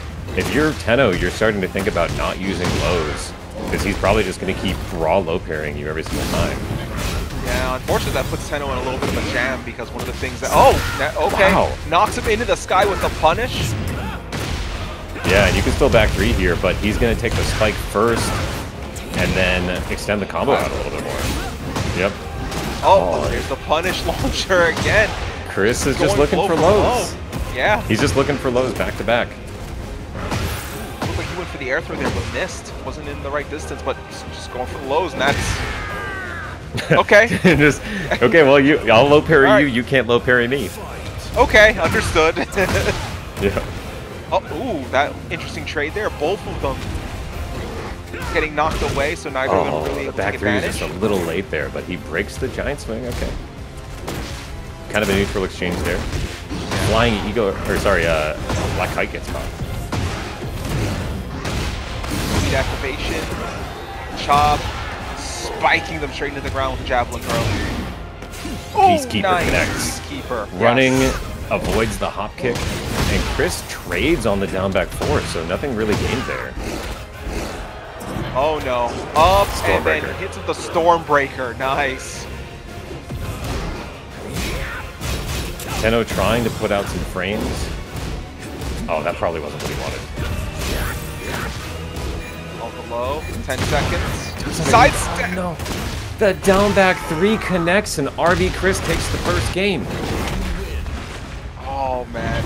Nicely done there, keeping calm under pressure and then being able to answer back as time was winding down. And then finding themselves able to land the Stormbreaker. Sort of turning momentum on their side there and being able to close out the round to take the win as we go into game 2. Oh, he finds a big counter hit here. And Cris can easily take this to the wall. He does here. Heat activation here is going to just whittle away. And again into the wall with the knife edge chop. Boot, the kicks, and closing that out with immense pressure up against the wall. Had Hwoarang in the corner and did not let him out.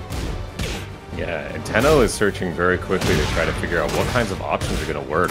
Somehow the sidestep move catches him on the right step. Normally meant to catch left steps primarily. And unfortunately back to the wall, he's going to get a float off this. Wall splat, picking them up, throwing them in the wall, and then going to follow up. This might kill. This will kill. This will kill. This is kind of crazy, actually. Man, ending it with the perfect. That went from questionable to certainly real quick. A highlight reel round for Cris sets up this blazing final on the climax. Yeah. And maybe blazing a trail themselves, probably going into winners finals if they can close this out. All right, Tenno goes for the one grab. It gets broken pretty easily. Nice block. Cameraman trying to figure out where they Cameraman trying to figure out where they need to stand for all this. Yep. Ducks underneath the grab there. Trying to put out some plus frames to be able to deal with this. And the hop kick catches him in the air, so not really much gain from that. Jabbed out of the pressure situation, and this time the standing punish for the backlash. Oh, doesn't get anything else out of it. Doesn't get much drop in the combo, but activates heat just to keep it. Nice throw break. Stops the throw attempt and finishes out Tenno on the board. Tenno making some hard reads that are, you know, making it possible for him to come back from these rounds, but unfortunately Cris just seems to have the better of the normal exchanges. Tenno having to do quite a lot to be able to get anything out of this, and he gets a back turn combo. Tenno's capitalizing on the big moments. Cris has been capitalizing on the rest of the game, and that's something that's been helping Cris get those other 2 rounds in the previous game. But Tenno now starting almost to at the wall. make, starting to make more of those big moments happen actually. Now Tenno has to sit here and wait for the heat state, trying to kind of pull out any sort of, you know, time-wasting movement that he can. Throw break. But the there's forward the low. 3 gets caught by the homing low, and Cris is going to send Tenno down to the loser side. Tenno playing a solid match, but Cris had an answer for almost everything, it felt like. Like we said, Tenno was going to go to the Pac-Man stage. It's a little bit open. It's going to have a little bit of an open area, but it's going to have a lot of floor hazards. And Peeling immediately firing off. Looked like maybe was going for a floor breaking grab. Yeah, that's nasty. A set of whips in people's faces. Peeling with a little bit of a optimization here to try to get the combo going. Wall carry, but no wall punish. Good throw though on Wake Up when they had the opportunity to kind of put Running Joke back against the wall. Now they're in the corner on another floor hazard. This was like 2 interactions. I just wanted to... That was fast. It's like 1, 2, it's over. Oh. Wow.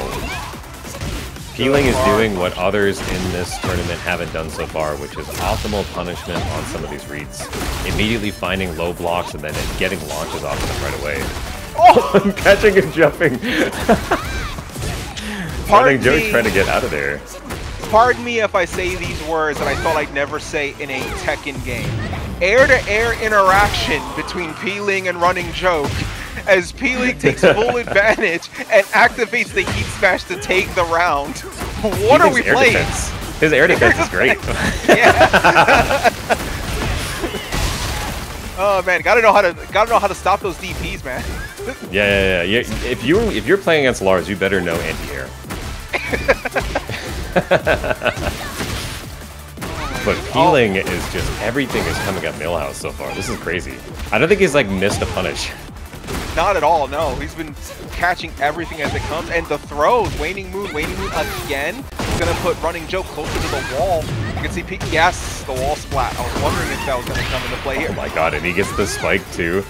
No, he can't. He can't possibly have picked up from there. Wow, and finally the Arc Blast connects. Weird wall situation. Can't really optimize it, but 1-1-1, Running Joke fights out of a terrible situation there. Yeah, a bit of a ugly, messy scramble there, but it's one of those things where, you know, if you win in the dirty boxing exchanges, you know, that could be enough to turn the tide in your favor. But Peeling there with a punish again, these optimal punishes, and he's gonna try to get he doesn't get the spike there, but he moves to the right. Turn taunt there too. All right, yeah. Peeling. Peeling's getting the flow. Peeling's feeling himself here. Oh. Shoulder punish for the 1-1-1. Incredible optimization. What we expect to see from Peeling specifically. That's interesting. That is interesting. That's an interesting situation because Running Joke did the same thing they did the last time when Peeling did that flip to try to answer, and Peeling just said, I'm not playing the game this time. I'm just going to sidestep and let you whiff. Peeling super fast to adapt to some of these situations and instantly up a game 1. Yeah, super fast to adapt and really frightening when it comes to conditioning. Peeling is very good at making you think one thing and then going another way. You think you're supposed to swerve left and Peeling just goes into a zigzag at that point. It's actually kind of wild seeing what Peeling can do to another player. And again, goes back to the discussion we had about the mental stack and what Xiaoyu can do with all of these moves. And now we got Yakushima as the next stage, with Yakushima is the widest stage in the game. That benefits both of these players. So this is going to be crazy movement across the board. Yes, and Lars actually has like pretty decent combos in space. You're not going to get into like the 100 damage range, really. I mean, you get like an on-the-ground finish for like 90-something damage. But we'll probably need to use heat in order to take advantage of that. Xiaoyu also similarly may not be super high damage, but great OP. Yeah, fantastic Oki, great movement, great super stances. Waning Moon here, that's going to get some heavy damage. Great heat. I don't think Running Joke so far has broken a single Waning Moon. No, every Waning Moon has landed. It's just been a very solid play by Peeling. There was one situation in the last game where Peeling did Waning Moon twice in a row and Running Joke didn't break it. So it's in Peeling's arsenal that Running Joke just does not break this. Yeah, and it seems like on offense and on defense, Peeling is getting the better of Running Joke. Yeah. Whether or not even that's moving with him there. Yeah. Yeah. Look at this side grab. Would have been a one break, wasn't able to do it. And now a back turn combo. Xiaoyu has a pretty stable one. Yeah, just goes underneath it. This is nice low block. Sidestep.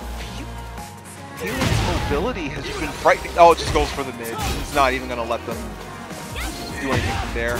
AOP, but doesn't get anything from it. Poke to stop Running Joke. Yep. Alright, RunningJoke playing a little smaller, and it seems to be working out so far. But unfortunately does not react to the delayed 4 off of the jump. And peeling on set point already. Yeah, RunningJoke likes to playing smaller Tekken, peeling, going very old school with that delayed 4 on the jump to close it out. Hypnotist, and there's the sweep. Yeah, can't kill with this combo, but you can get a great spike into the Oki and just rip the sweep again. Peeling makes it look easy. 2-0. That's the type of thing that if another player did that, it'd be one of those situations where why would they do that? You know, what are they thinking? As we go into losers quarterfinals now, Tenno versus Hyperion. Tenno on the Armor King. So I know Hwoarang versus Feng is not a fun match. So I'm assuming that he's essentially dodging that potential matchup and trying to pick something that he thinks is easier. Yeah, fair. You know, that's why you have those situations where you want to have a second or tertiary character. So, you know, Tenno going to the Armor King here probably feels, no, not worth it, especially in losers, you know, where this loss takes you out of the tournament. Yeah, and he played a very smart game there, waiting for the heat state to run out. He still has his own heat, but Hyperion is going to put him at the wall. Unfortunately, drops the combo a little bit, and no punish on the forward 2, but Tenno smartly ducks underneath the command grab and takes it around. Yeah, just closing it out with the quick launcher. Doesn't need the combo, just needs the last move to hit, and taking that round, and Tenno up on the board, and little scrap here, but Feng getting the low hit grab, and now taking momentum back entirely. Okay, we saw he launches the down back 3 on block, so at least like we can take that off the list of things. But I think you'll still be using that back. It's such a good move. Yeah, you would. You think, just have right? to go unlucky sometimes and just move on. Yeah. Oh, catching them with the tornado. They were airborne here, but they're gonna get the low drop kick up against the wall and maybe try to keep it. No, backing away. Probably didn't want to deal with that. Tenno has to be paying attention to this now and noticing that forward 2 is not getting punished. So from that perspective, you know, he's got a tool in his arsenal that basically he can rip for free, and you're going to see him ripping it a lot now. Yeah, it's working. It's not being defended. Why not let it go? And with that, Tenno takes round 3. That puts them on game point. Well. All right, yeah, good patience. You can see the wave dash. He wave dashes on Hwoarang, and when I've talked to Tenno about it, he's also said, you know, wave dash on Hwoarang is not scary because you only get a bit. There's no low mix-up or anything. There's no hell sweep or anything. But with Armor King, now you have to be worried about, you know, chain grabs. You got to be worried about all this other stuff. So a little bit more threatening when he's waving in your face like that. Oh yeah, just wave dashing into the sleeper. Nice throw breaker by Hyperion. And Tenno waiting out the pressure and finds a great down forward 1-2 tornado here. Takes the first game. Yeah, just taking that out, like you said, with, you know, Hwoarang's wave dash, you just get a slice-upable mid, but Armor King's wave dash invokes a lot of fear in the opponent, but unlike Hyperion, unlike the Feng Wei in that situation, Tenno, you know, taking that game and showing cero miedo to take that one in his own right and just pushing the offense everywhere he needed to go. All right, and it looks like we're probably going to get a stage swap. I doubt we're going to see a character change.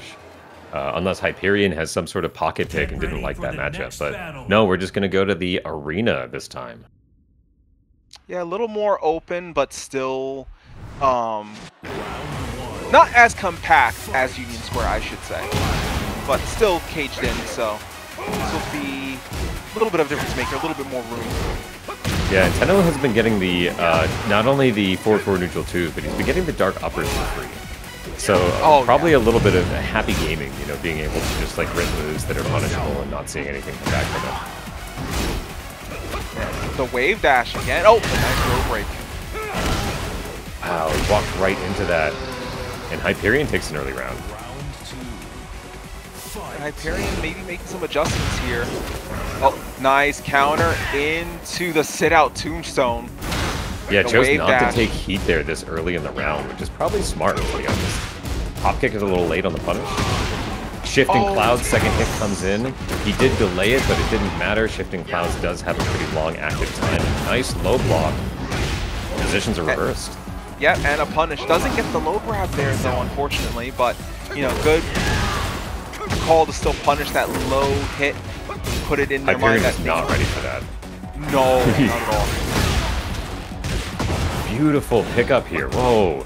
But unfortunately, no, that's not the right follow-up. Down back reconnects. Could he have just rage ordered that? I think that might have just killed. Might have, yeah. But it doesn't matter. Tenno's able to clutch it out with a full crouch down forward. Yeah, it's one of those things where, you know, you hope you don't have to ask yourself that question, and luckily Tenno avoided that, but yeah. It's always a question, you know, when you get one of those tornadoes and then you just like rage art right afterwards. It's like, yeah, maybe it was actually 65 damage and it doesn't do quite enough, and now it's a neutral reset. Right. Oh, there's the punish again. That's not working on Tenno now. Yeah, and Tenno uses a little bit of a better wall combo there. Gets to the wall, up forward 2, avoids it, and tries to hop kick to get out of trouble, but Hyperion ready for it with the shoulder. Yeah, Hyperion, good block on the hop kick, getting the shoulder and reversing the situation there, reversing the fortune. But Tenno now sending Hyperion into the wall. Spring kick. Block. These hop kicks are not working out so far. No, nice. This is gets working launched out. off a low buck, yes. Oh, good counter. Did he press? Stepping. Oh, he Yes. did press. He did. Okay, he did spin. Yeah, he was trying to hit him with a BJ breath. Yeah, he dashed in with the wave dash, and he went for the poison mist there, and then just ate it at that point. The one time he went for something out of the wave dash. He read the forward 4 neutral too, but he just didn't punish it.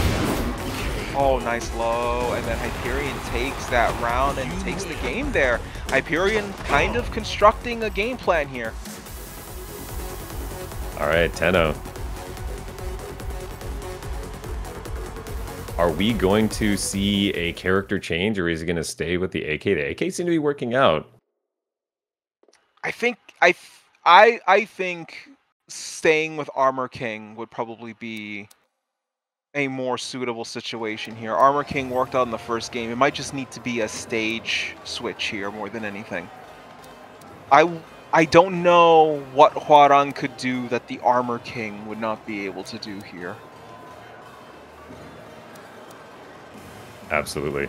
Yeah, I would assume he's going to stick with it and maybe just rotate to a new map. Maybe. Get ready for the next. Oh no, we're going to Hwoarang. Okay. All right. You know, if you're Hyperion, you just played against an AK, and now you got to play against a completely different set of mix-ups. This is probably the best first to one you're going to get. Round 1. That's an interesting point. Having to basically have them undo the knowledge that they accumulated against Armor King. So maybe Tenno sees that as an opportunity to take advantage of that.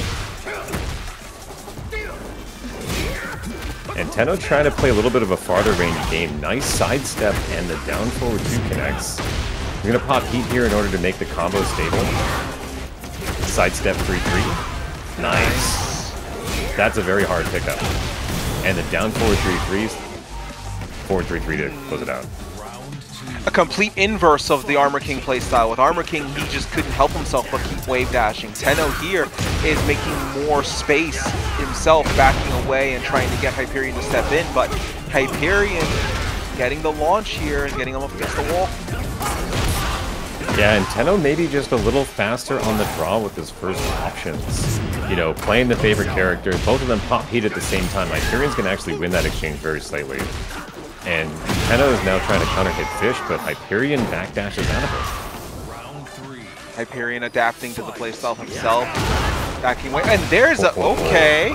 This is one of the big problems with the match. It's so hard to find options that work against Feng. Yeah. Good launch here. Oh! Activated. Wave dash. Might have been a misinput there, but Tenno's going to be able to get a little reset. He can't kill with the resulting combo off of this, but he can potentially get to the wall. Gets close to a kill, just needs the low. There it is. Yeah, down 3. Yeah, and Right, Tenno go down now 3. wants that point. Oh, he pressed after the skyrocket. That is so unfortunate, because otherwise he should have been able to block. It's only -8. Now Hyperion with Heat activated as we descend into the subconsciousness. Tenno activates Heat now to even the odds a little bit. Oh wow, the backswing actually beats the options from left flamingo after down 3+4. That's well noted. Nice! Kept the distance Fantastic. away from Heat smash activation. Doesn't get a full combo there.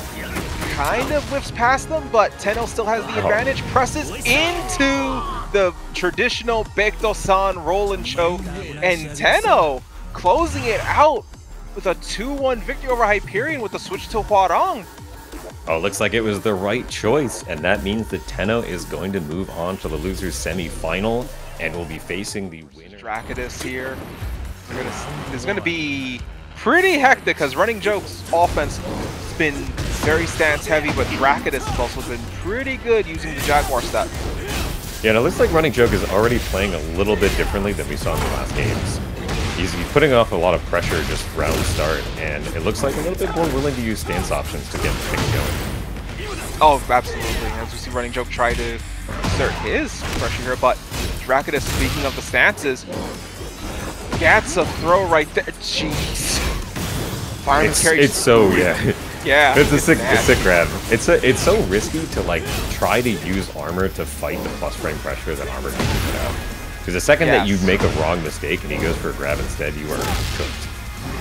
Yep, as we see here, good counter throw, sleeper, flip over into the choke, and then finishing it out with Drakidus closing out the round. Well, he got the better of that exchange, and then Gen 3. Wow, Len 2. Okay, that hits. All right. Good stomp. Keeping the pressure. Drakidus side rolling out of there and puts RunningJoke up against the wall. Minor adjustment. Third hit, he can't do that. Oh, wow, he still got more combo. He was not ready for that. No, this didn't look like it. Was interesting because Drakidus made a slight step adjustment too, so it looked like he was preparing just in case, but it still seemed like it caught him off guard. But no, wait, can he just rage art this? Yes, he does. Oh my god, RunningJoke should have had that round, and Drakidus is ripping it out of his hands, putting him 50 feet through an announcer's table. 50 feet through an announcer's table, but luckily it's not 1998, it's 2025. So. You seem like a wrestling fan, I had to break that one out. Yeah. I'm wearing a Jay White shirt, so. Oh, the blows here, and Drakidus keeping the pressure going. Nice pressure there by RunningJoke to answer back and puts Drakidus up against the wall with a splat. Yeah, fantastic sidestep. Unfortunately missed the wall ender, and that gives Drakidus the opportunity. Forward 4 neutral 2 into wall splat. RunningJoke probably looking at what happened that game and thinking about how to adjust in this one. Yeah, that's going to be a hefty adjustment process that needs to be made there. It didn't seem like much was going his way, especially in that last round. First round, there seemed to be some exchanges that were working out for him, and he had it going, but then Drakidus was able to just answer back and turn it all around on a dime, and RunningJoke just kind of felt it slide out of his grasp at that point.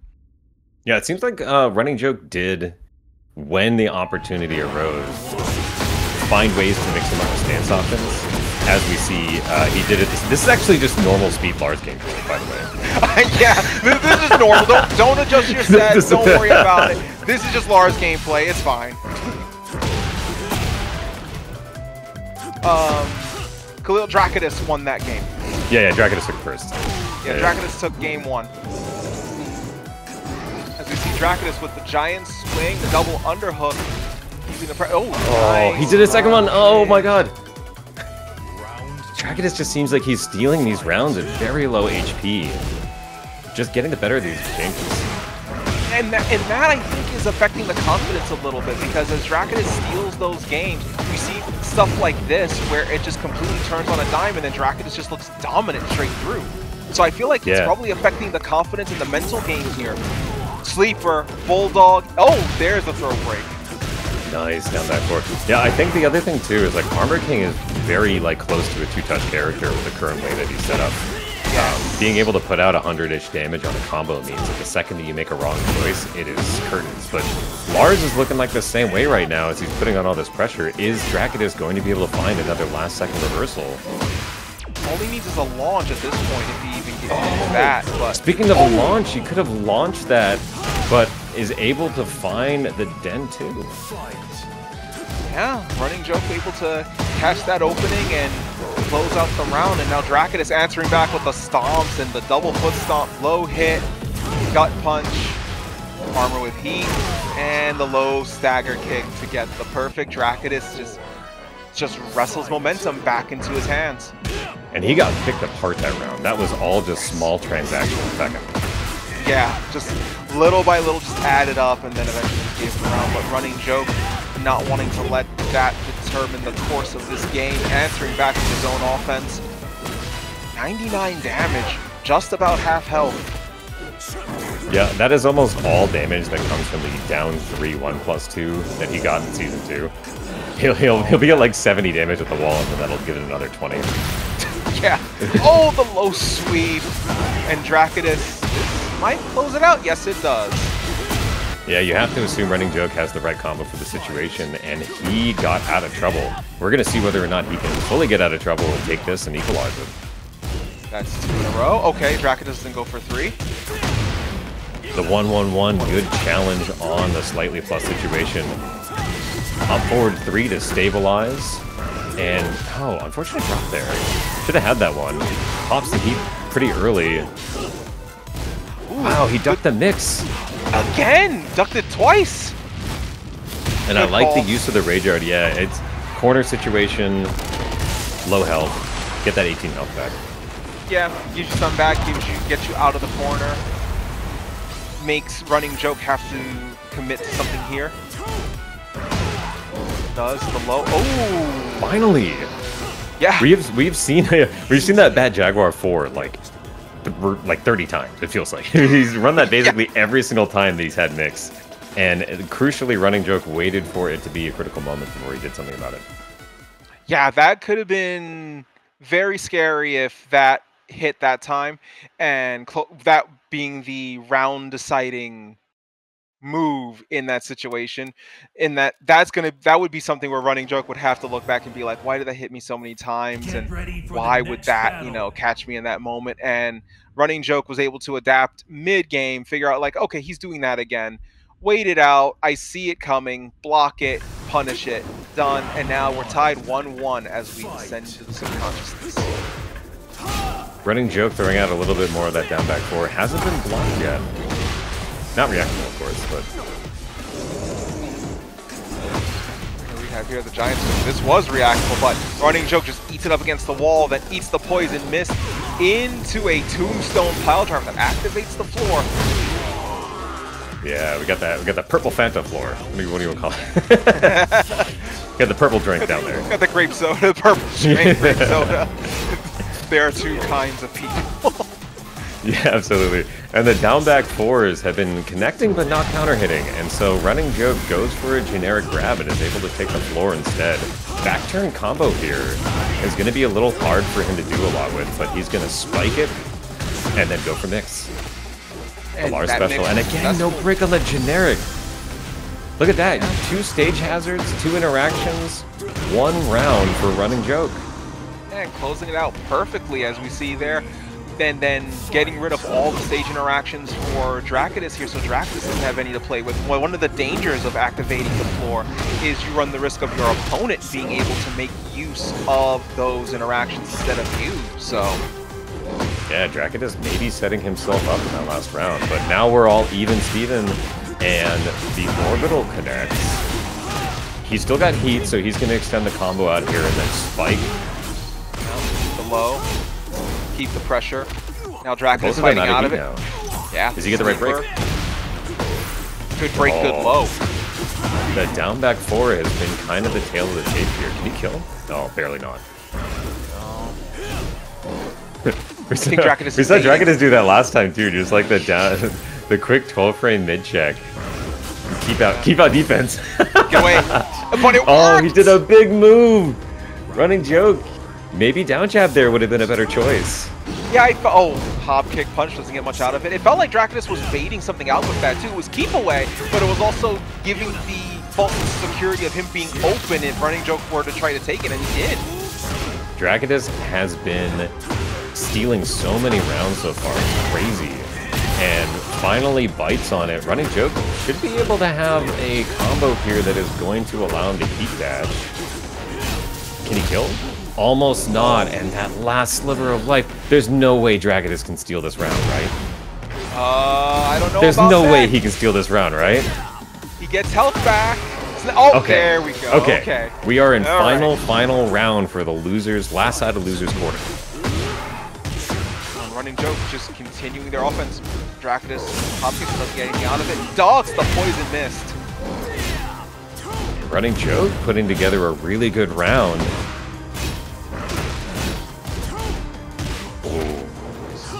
Oh, you have to nice duck that. break. Oh, doesn't get that one. Good throw counter, and then lands the Shining Wizard. Drakidus again trying to put plus frames on the table. And he stands transition. That's oh, hitting. Wow. Oh, he should have canceled that. Yeah. Actually, yeah, that counts. Technically, that counts as a. It said punish up there. He is at no health. He's still got heat, but he can get mixed. And a quick low Drakidus robs RunningJoke and moves on. A low stagger there, closing out the game and allowing Drakidus to advance. Do it for him.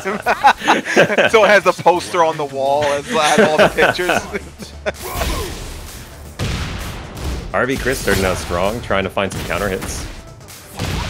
And we're on the Clive this time. Did not like the armor change for this matchup, which I think we've seen a few times. Cris maybe trying to take that against Peeling Xiaoyu and finding out that he'd probably rather play Clive. But the back three does not connect, and Peeling still has heat to be able to extend this combo. Yeah, Peeling's not letting Cris get any room here, but Cris is going to make their own room. He's got Ruda swiping through the air, channeling Ifrit now. And now seeing if they can push forward, and yes they do, but Peeling now able to get up and start their pokes again. And Rip the Prominence, probably one of the worst moves against Xiaoyu in terms of, like, you know, it being essentially pick up from AOP. Every Xiaoyu player hates Prominence. Oh, yeah. Oh, that looked like it shouldn't have connected. But Cris managing to take the first round. Look, we should have connected, but have you considered Tekken 8? He is the new John Tekken. Yes, he is John Tekken. MC, you're Peeling, suffering a ton of damage with some combo setup, being pushed into a wall, Peeling unable to flip out of it earlier. Now getting air comboed as Cris closes it out with that swipe, and that gives Cris game point. Yeah, only at 2 stocks, but it doesn't matter because he's got 2 rounds on the board. Yeah, it's one of those things where I've seen a lot of Clive players either prioritize winning or prioritize going for Zontetsuken. And Cris looks like they're just prioritizing going for damage. It seems you can go for one or the other, not both. Yeah, absolutely. There were definitely certain combos, like especially the new Phoenix Shift Heat Smash Ender, where you can, you know, cap off a combo doing a lot of damage. But Cris does not seem to need it, and with the tornado here, he might just be able to close it out. Yes, he can. Up the first game in the winner's final. Remember, this is first to 3 territory. Right. First to 3 gives Peeling more time to adjust, gives Cris more time to also adapt his game plan accordingly. So both players are going to get more opportunities here to make the most of what they've got and to show off how they adapt to one another as we go right into game 2. And we're staying on the Xiaoyu. I think you can expect to see this for all 3 games or more if it goes more. Absolutely. I don't think Peeling would swap. We know Peeling has like 5 characters in their arsenal, but I do not think Peeling would swap in this situation. This is their character. Well, and especially because this is Cris's character too, you know. This is the character he seems most comfortable on. Yeah, you want to confront main with main, unless you know something on another character that's very matchup specific. But as you see here, Cris takes the first round. Oh, he's not able to confirm the sidestep 2 there, and that opens up Peeling being able to take a little advantage. Full charge. Hit the ooh, nice on wake up. Interestingly, didn't want to confirm on the heat dash there. Not really able to, so he would have just had to take a guess and try to heat dash it anyway, even though it was safe. Gets out of the wall situation into another one, and this time Army Cris finds a wall splat. That's tough. Yeah, that's an unfortunate positioning there. Cris moving to the side just enough as well to kind of force Peeling back into that situation. Now Peeling scrambling out of being backed into a corner, but Cris is just keeping them there. Hits him with the Baja Blast. Baja Blast. Oh my goodness. And Torval confirms the kill. Okay. Yeah. Cris coming in and calling the pupper to finish the work, and now that puts Cris now on game point. Again, remember, best of 3. Yeah, love or hate Clive, but you cannot hate Torval. Torval is best boy. Oh, good punish there. Sidestep confirms, he gets the heat dash, and he presses on the end of that combo. He looks caught pressing on a lot of stuff, and Cris might be able to close this out with the right combo on the heat dash. Can he get the wall? The wall's gonna help with that, yes. The wall does it, and with that, Cris up 2-0 on Peeling. Amazing optimization of that last combo keeps Peeling from being able to even press back, and this might be a character swap. I could imagine seeing like a Yoshi or something like that coming out after this. There's an interesting thing. Even just stage change. Yeah, stage change could come into play here, but there's an interesting factor here is that because it is a best of 3, and 2, because this is winner's bracket, it gives the players here, if they're confident enough, a little extra insurance. Because if they lose here, they get to have the opportunity to, like, okay, in losers finals, you know, they get to try to run it back, or the losers bracket, they get to run it back. Peeling opted to stay with the Xiaoyu here, so it's not a, you know, something that gets taken advantage of in this situation, but it's something to keep in mind in these tournaments where, okay, you're in the winner's bracket, you have extra games to play with. Yeah, and okay, so we do see Peeling is staying with Xiaoyu and really just didn't like the map.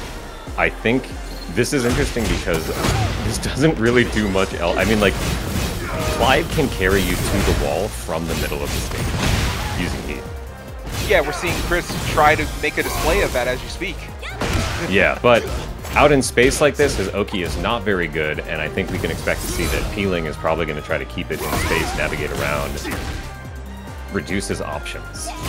Yeah, but it's just one of those things where Clive has a lot of tools that he can make use of in this open area as well. Phoenix Shift. Look, I was beat me to it. I was about to say Garuda's Deadly Embrace. Yeah. Yep.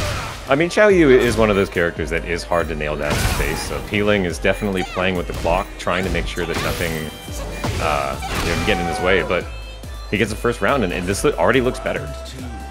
It does. It adds a little bit more pressure because Peeling is able to play around with the clock a little more. So it forces Cris to be a little more offensive and maybe get some unforced errors out of it. Oh, speaking of unforced errors, that was a pretty big one. And now the stand-in 2 gains the launch. Here comes the wall carry. Yep. We were talking about it earlier. Swing. Wall. There's that wall we were talking about. Yep. Right there. Hello. I haven't seen you in a while, but here we are. Bye-bye. Wow, the wall run actually totally avoids the mid. Got out of a little bit of trouble. Yes, Peeling with right, heat left, but just rip the shooting star. It doesn't connect, but it's in the air, so it doesn't matter that much. Galley roll gets a bit of the combo.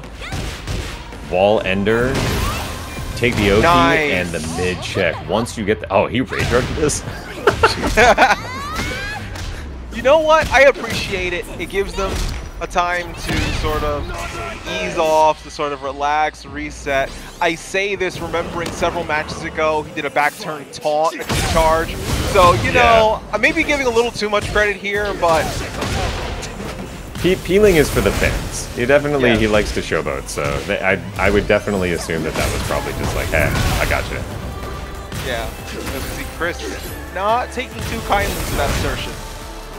Yes, although the prominence is going to come through, and although this was a pretty big round. It's still one of many. Peeling up to... Let's see whether or not that changes. See if anything comes. The X marks the spot. Doesn't get much out of that.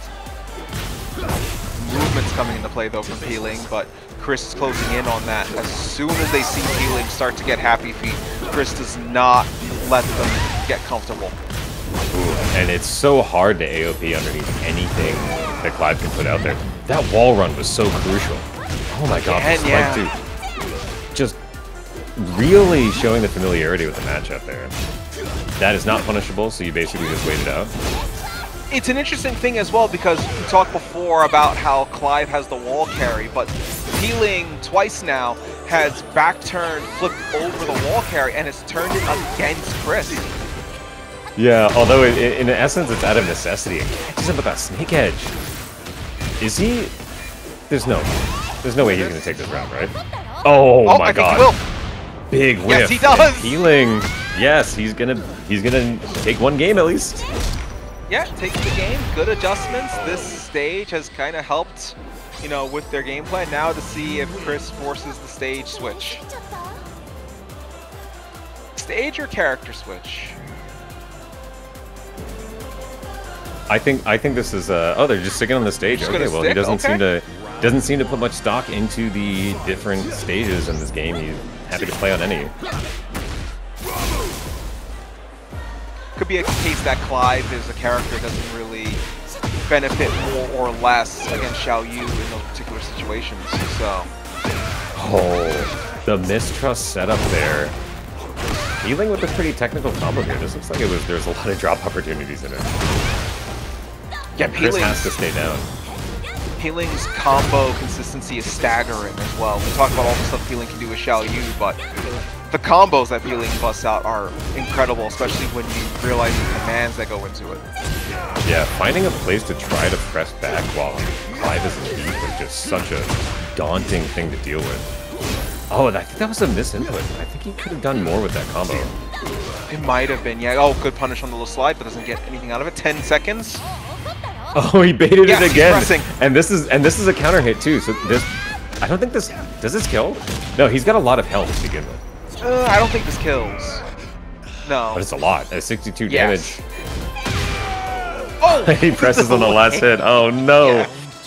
Say it ain't so. Looked like there was a brief delay there too on that last hit, just to kind of slide. Maybe trying to bait him into an option like back 3. I don't know if he just like didn't have the frames for it. Possibly, yeah. The Peeling getting some keep out going, and this is pretty good.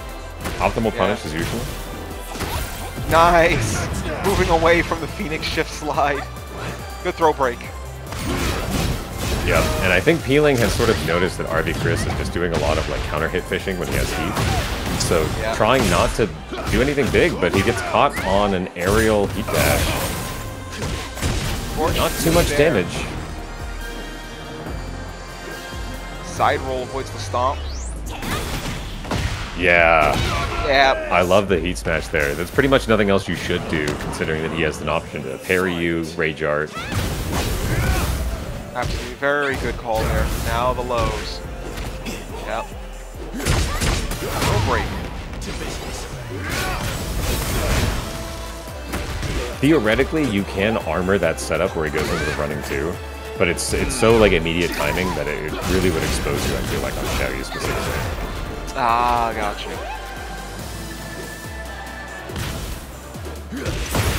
Ooh, and Peeling trying to play it like range 8 to maybe make the slide whiff too. This is just as Peeling.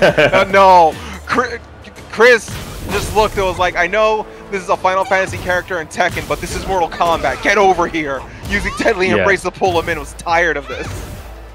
And he's sort of like minimizing his options by playing far enough away that only the slide hits. But Peeling misses a launch punish eventually on that sidestep. Timer's coming down low.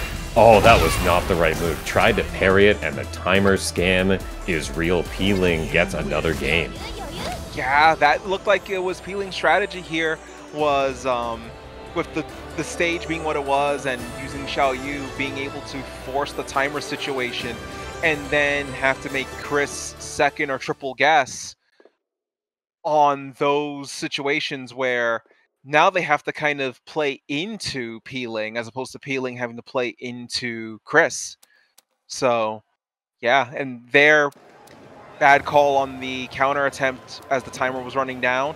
Peeling saw it coming and closed it out. And now it's 2-2, and we'll see what happens here.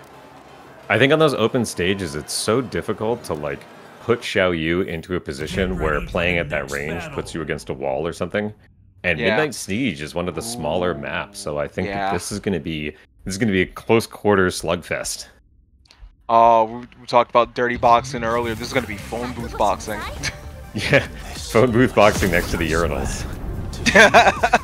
just all you're hearing is just the absolute just slinging of fists left and right, and that's all we're going to see here with these two characters. Loser gets a swirly. Loser just gets dunked. They just get Armor King Javelin dunked into Wow, and Peeling staying down there was actually a very smart move. The sidestep doesn't actually, no hit confirm there, and RV Cris to business. Yeah, Peeling activating key. Nice sidestep there by Cris, and he's got the wall to his advantage. Oh no. Can the last hit kill? Just barely not. Wait it out. Crucial health back. No break on the Waiting Moon. We saw this last time too, but he doesn't get any sort of combo out of it because of how close the wall is. Sidestepping away, and then just lands one last poke as a punish, and Cris gets the first round on the board in this final game. We saw this frame trap earlier on, and it looks like Cris is not biting on it anymore. No, Cris is starting to figure out how that works. He's understanding. No wall splat, it's not close enough range, but the Hell Sweep does make it happen. Cris sidestep realigns to get a few more hits in here, make it more stable. Good adjustment. Phoenix shift to keep the pressure going. The low kick to stop it, but answered back with Rama with the Thunder, and Cris now on set points. That was a wild exchange, and RV Cris is just cooking with gas now. Cooking with gas and lighting it on fire, as we see here. Summoning Kidford with the heat activation, and just blocking Cris, showing some patience here. Good beats. Is no longer semi-prime, but it doesn't matter. RV Cris with a clean 3-0 in the final game takes it over Peeling, sends Peeling down to the loser side. Wow, Peeling's first loss in this tournament coming against Cris at Winners Finals. So now Peeling will have to fight their way up from the losers. There's the down back 4, there's the 2-jab counter hit if somebody tries to set up like the +1 into giant swing situation. There's a lot of like the small stuff that you can see coming into this that might potentially lend to Hwoarang doing well, but Drakidus is going with a lot of down forward 1 mid checks just off the bat. And oh no! The trade causes the skyrocket to push him underneath. The trade, and I think the mistiming there because of the trade. It threw off Tenno's positioning and timing, so it just caused him to completely slide underneath, and now Tenno... Again, another drop too. Yeah. Ooh, things are starting off on the wrong foot. He's got 2 of them though. He's got 2 of them, but Drakidus saw the problem and just stomped it out, so... Yeah. Alright, Tenno trying to figure out what kind of pressure he can put down that is not going to get beat by armor. And Drakidus doing a little bit less of the down 4-1 checking, and Tenno taking his frames is... Oh no, he unfortunately dropped that, but trapped the down back 4 with the flappy kicks. It was a pretty combo there, doing the Hunting Hawk twice and canceling for the last hit to get the wall pusher, but didn't get the last hit, but Tenno able to clean up nicely, but Drakidus now taking their turn and deciding, I'll just turn this to about 40% health. Beautiful backlash there. He stays down, takes an extra plasma blade, and Tenno should be able to close this round out with a combo here, because you can comfortably get wall position, and then any combo at the wall will probably kill. There we go, yeah, Tenno closing that one with the combo up against the wall. Now Tenno's on game point, as Drakidus is now scrapping here with the stunner, by God. And Tenno looks like he's stepping a lot to be able to move out of the pressure. A lot of times stepping right, which I think is like kind of considered to be Armor King's stronger side. But it seems to be working out pretty well for him so far. So far, luckily, yeah, but as we say, that Drakidus closing out that round with the low sweep with the Lariat, and now taking us to the final round. Yeah, it seems like Drakidus really likes the standing 3-1 as a round ender, which I know a lot of AK players do. And this time, Drakidus saw the backlash, decided to duck underneath. Saw that same setup from the last time that he blocked alone standing 4-4. It kind of makes sense considering the fact that, you know, it's your really only homing move that you can throw out there. Yeah, may as well throw it out there, put the pressure, put the fear, rather, of that pressure in the opponent. Oh, he unfortunately walks into the second hit. Heat Smash gets robbed, but down forward too. Oh, man. Nice down 3 from Right Flamingo to close it out. Tenno fights back from a pretty bad position there. Yeah, Tenno getting the closeout with a little bit of the small tech at the inside the pocket with, you know, just a quick simple string to get the punches into the kick as we go into game 2. Oh, he caught him with the K-Wiz. Classic. Very much. Thought he was going to get the low splat. Yeah, he wanted to get the wall splat there to guarantee the rest of the combo. Drakidus just armored through all of that. Took his turn back and now put Tenno's back against the wall, but Tenno just answers back and just sends him away. He's going to need to use the rest of his heat to guarantee the rest of this damage because the standing 2-3 combo does not do a lot.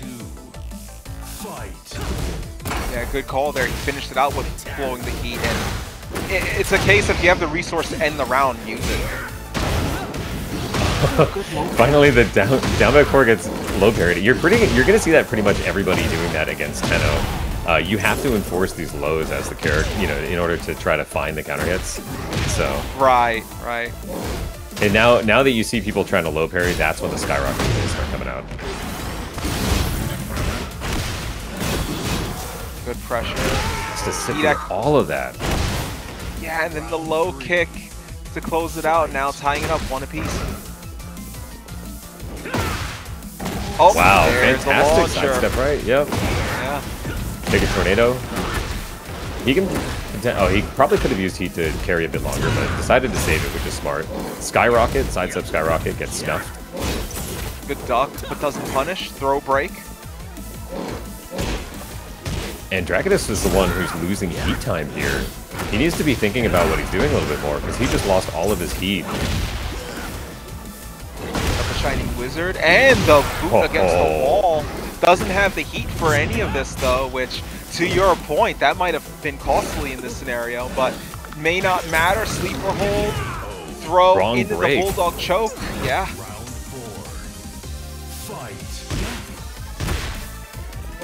The down forward 1 check after the heat burst was really ballsy last round.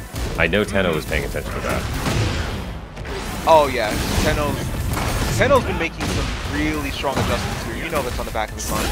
Good low. Wow, it almost looked like he ducked, but maybe just bad low parry timing. Drakidus is evening this up immediately. Yeah, that one went Drakidus' way. We're seeing that a lot with Drakidus. Where it's like the game goes a little, you know, a little more even, and then all of a sudden Drakidus answers back, and it just completely goes his way. We're seeing that with him a lot. He's a very streaky player, it seems like. Yeah, and Tenno getting caught a lot with the same opener in this down back 3. Drakidus really paying attention to lows now, and Tenno not really giving him a reason why not. He keeps going there, it's a good reason to keep paying attention to it. And that's going to hit the wall, that's going to do a ton of damage, flat again, and then the low, which it's kind of funny. Tenno is getting low parried because he's overcommitting the lows, and now Drakidus is like, what if I do a low? You don't see that coming. Yeah, bit of a character diff, I think.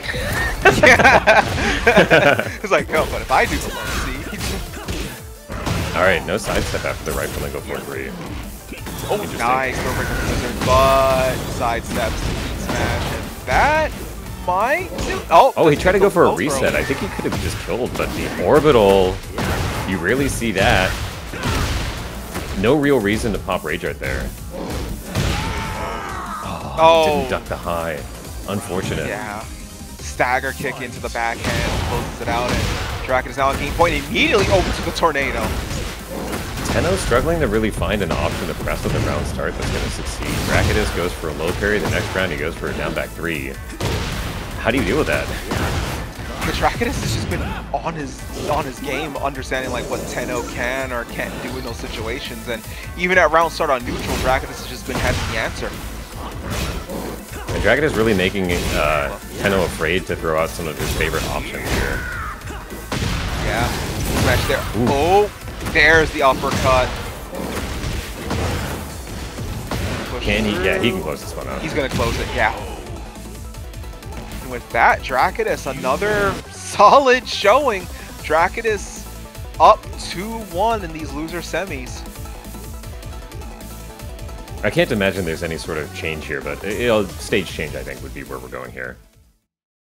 I would Tenno so. does have a Dragunov, but he doesn't play it that often. And I don't know necessarily whether or not switching it at this point is going to be necessarily a good idea. I mean, it could be one of those situations where, you know, if this isn't working as bad as it was. See, I was thinking the logic of if this wasn't working. Swap, yeah, just a stage swap, yeah. Remember, this is first to 3. I see some talk in the chat about that. Yeah, I see. Yeah, I see that going. Yeah, first to 3. Again. Drakidus is pressing on some confusing frame traps for like the gameplay that he has so far. You have to be thinking about this as a player too. Yeah, but then how much of that goes into your own mental stack where you start overthinking about that? It's a pretty rough spot because Tenno's got a lot to think about as it is. Yep. Lows. And Tenno trying not to die to a grab. Oh, sleeper into the sleeper suplex that time instead, but Tenno just answers back as Drakidus comes rushing in and just kicks him straight down to the ground. All right, I like Tenno's not choosing to press round start anymore. Just kind of seeding the mind game at the beginning, and it looks like it's working out really well for him to start with. Good throw break. Yeah, it's a good switch of strategy there for Tenno not to rush in, not to give Drakidus that extra headspace, so to speak. But Drakidus, yeah, this has to be so frustrating. Yeah. Oh, did he step? It looked like he was in the process of stepping there. Okay. Looked like no more heat state for Tenno. Down forward 2 there is really gutsy, but I like it. And he's going to be able to get the wall. Yeah. Heavy damage. Goes for the back turn mix-up. Nice throw break. Nice break totally broke that on the sleeper. Yeah. Yeah. And again, Tenno tries to duck underneath the mix. 3 seconds. Oh, up forward. Oh, that's going to go to Tenno. Trident actually saved his life there. That's crazy. That was a very interesting round because Tenno had a ton of gray health and that paid dividends at the end there. Tenno was able to recover so much of that gray health that he was able to just sneak that round out. But Drakidus does not want to leave any gray health on the board this time, looking to destroy all of the health that he can in this situation as he just kept the pressure going and left them to a sliver and closes out with a Shining Wizard just like that. Homing Shining Wizard of Heat is so unfair. I'm just going to say it. And Tenno again tries to jab round start to take some pressure, and the down back 3 just completely beats it. Heat activation by Tenno. The low counter. Oh, looks like again he tried to step after the jab and he was not able to take advantage of it. Get a wall splat off of this one though. He can finish this combo, go into back turn, and again tried to find some sort of mix-up. He didn't get the wall splat, just very barely. Got launched. This could be bad. Tenno trying to hard duck to deal with the mix. He's trying to avoid these these grabs so badly, and the up 4. Okay, Tenno is staying alive. Yeah, this puts Tenno 2-2 with Drakidus. Interesting situation there. I thought Drakidus might have actually considered going for the Rage Art there in that last round. I think up 4 beats that anyway, so... Wait. Well, I mean during the combo. Oh, yeah, sure. Yeah, I was thinking like during the combo when he had him against the wall, he would go for Rage Art there. It's an interesting give and take situation because if he does that, he seeds the position advantage. He Get ready for sees the next his back being battle. against the wall, but it would have given him more health. So, you know, give and take there in that situation. In the end, Tenno was able to recover and then take that round and close it out. And now we go to Descending Subconsciousness for final Big game. AK favored. Yes. Yes, especially with the 2 floor hazards. Already looked like maybe trying to take that first bit of floor. Instead, opts for a giant swing.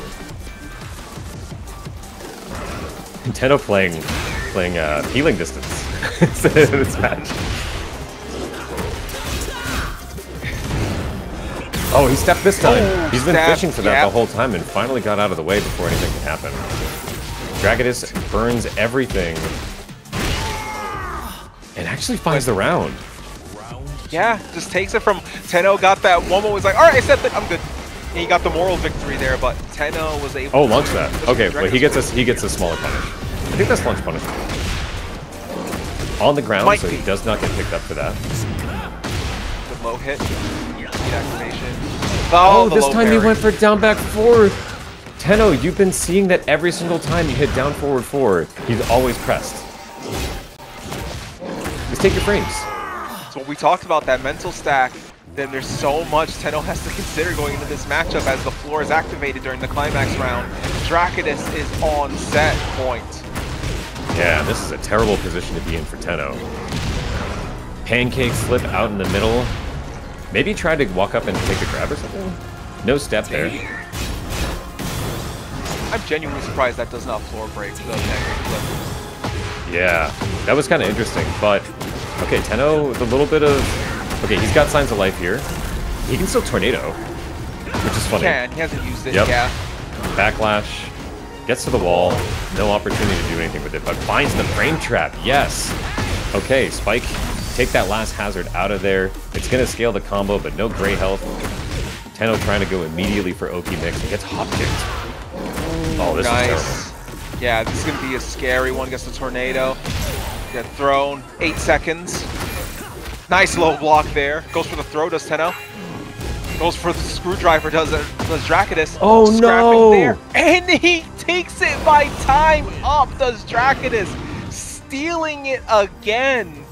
Drakidus is winning these matches. Like, okay. Phoenix Gate, interesting stage to start off on with the stage hazard active, so that could potentially go into Peeling's favor, especially when we get into the climax round. Yeah, and Drakidus already looking strong. Getting a quick punisher. Oh! Nice low. Good grab.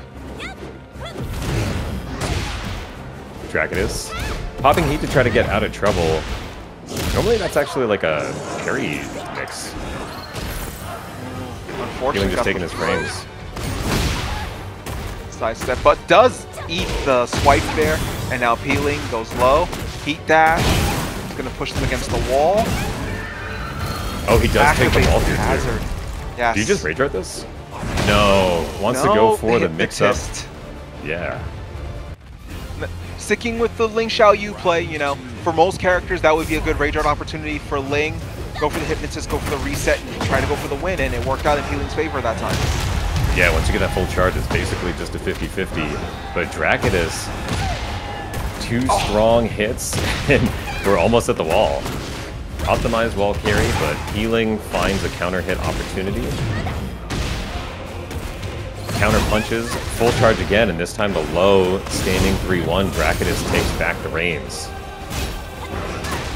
Good pokes. Oh, nice punish there. Drakidus is starting to push in, but Peeling with the quick poke stops it, and there's the counter with the launcher. Peeling gets out of trouble there on the back turn too. Wow. Drakidus, spring kick. Peeling so well from back turn. Eats the Steiner screwdriver, and then a stomp doesn't finish, but the low kick does. We have seen Drakidus closing out with that alley kick low almost every round, like a lot of the rounds. And I've been waiting to see somebody kind of pick up on it and do something. Mostly just stay down for that second hit. Peeling might be the one to do it, we're gonna see. Peeling's usually good at those adaptations, but right now, Sleeper flipped into the Bulldog choke, and then choking out there at the end. Right now, Peeling Not looking good, but trying to create space. Drakidus doing a little time scamming moment. Healing not opting to... Oh, wow! Good actually launch. backflips out of that. First time we've actually seen that whiff. The back turn, no grab. That is crucial. Up there, left him a little bit, but catches them in the air with the kick, and Peeling now on game point. Healing looking like they are ready to try to get to grand finals. Oh, they are looking for it. They want that. Drops an AOP. Oh, nice counter. Gonna give Drakidus Smartly momentum. Not burning heat yet, but Peeling finds a counter hit opportunity. Standing launcher, pop the heat. Now both people are on the wall. Good OTG hypnotist. Low sweep there. But Drakidus getting momentum back on their side, pushing the offense. Good boot. Wave dash into the sleeper. Again, no break. Oh, but they switched up the throw that time. Instead of it being the flip over into the bulldog choke, switched it into the sleeper suplex there. So good call there by Drakidus, just in case. Yep, it's smart. You don't want to do the same thing twice against Peeling, and sometimes you don't want to do the opposite thing of what you just did against Peeling either. But you see, if he knows that you know that he knows what you know. Oh, he AOP'd underneath that. Yeah, he knows to AOP that. Oh, looks like he wanted to get one more hit before the heat dash, and Drakidus is getting a lot of health back from these locked moves. Oh, but good throw break on the Shiny Wizard. Heat dash gets sidestepped. No, the wrong punish. Ooh, tried the unblockable moonsault, but Peeling was not having that. Rage Art, this should close it. Yeah, I think this does. I think so. Even with the Peeling scammed the scammer. Yeah, just waited it out. Drakidus tried the moonsault. Peeling was like, no, I moonsault, I backflip. I do the aerial acrobatics here. Okay, so it looks like Drakidus has chosen to not do that stage again. We might see a stage swap every time until somebody finds something they really like. I can very well see that. I can very well see that. Peeling is very cognizant of what stages work for their Xiaoyu. We'll see Peeling just anytime Peeling loses wanting the stage swap. Drakidus here wanting the stage swap, so it's going to be interesting though, because if you get a stage that's more open, you wind up in a bad situation, but they get the arena, which is a lot more closed in, and there's no stage hazards, there's stage hazards, but no stage transitions in the situation. I think this is probably arguably neutral ground for both characters, but maybe a little better for Xiaoyu considering that their wall carries are not good. Right. AOP keeping the pressure. Ooh, nice duck there by Drakidus. Yeah, and we're finally seeing a little bit of the back one featured, and Drakidus might have a problem if he wants to try to press in response to some of these situations. As you see there, yeah, as you see there, Press and Peeling responded with the heat smash there. Wow, back 1+2 does catch the step in that direction. Using the heat to realign, going for Spike Oki, try to potentially set up the wall blast. Pressed on the second hit. Rare moment for Peeling. Drakidus gets a lot of health back from heat activation. These backturn situations at the wall are actually fairly favorable for Peeling, because if you lose the interaction, you still get an opportunity. Right. Anything off of that. Drakidus with the big boot over there, and then the scissor kick to close that out, and Drakidus takes the round. Yeah, scissor kick must be a very good anti-Xiaoyu specific move, but he pressed on the third hit, gets counter hit launch for his troubles. Peeling again puts him in a very dangerous wall position, threatening the blast, and this time he gets it. Not going to get a lot of damage, but it's certainly going to get a lot of positioning here. Going to push up against the other wall. Oh, maybe with the right spike there in the OTG, he could have potentially gotten an unskilled ender. But Peeling is looking very strong in this round. As you say that, Drakidus catching him out of midair with a quick jab, and then sending them into a wall, and then smashing them with the stage hazard, and then spiking them into the ground. Drakidus smart to stay back and wait for the inevitable peeling wall run.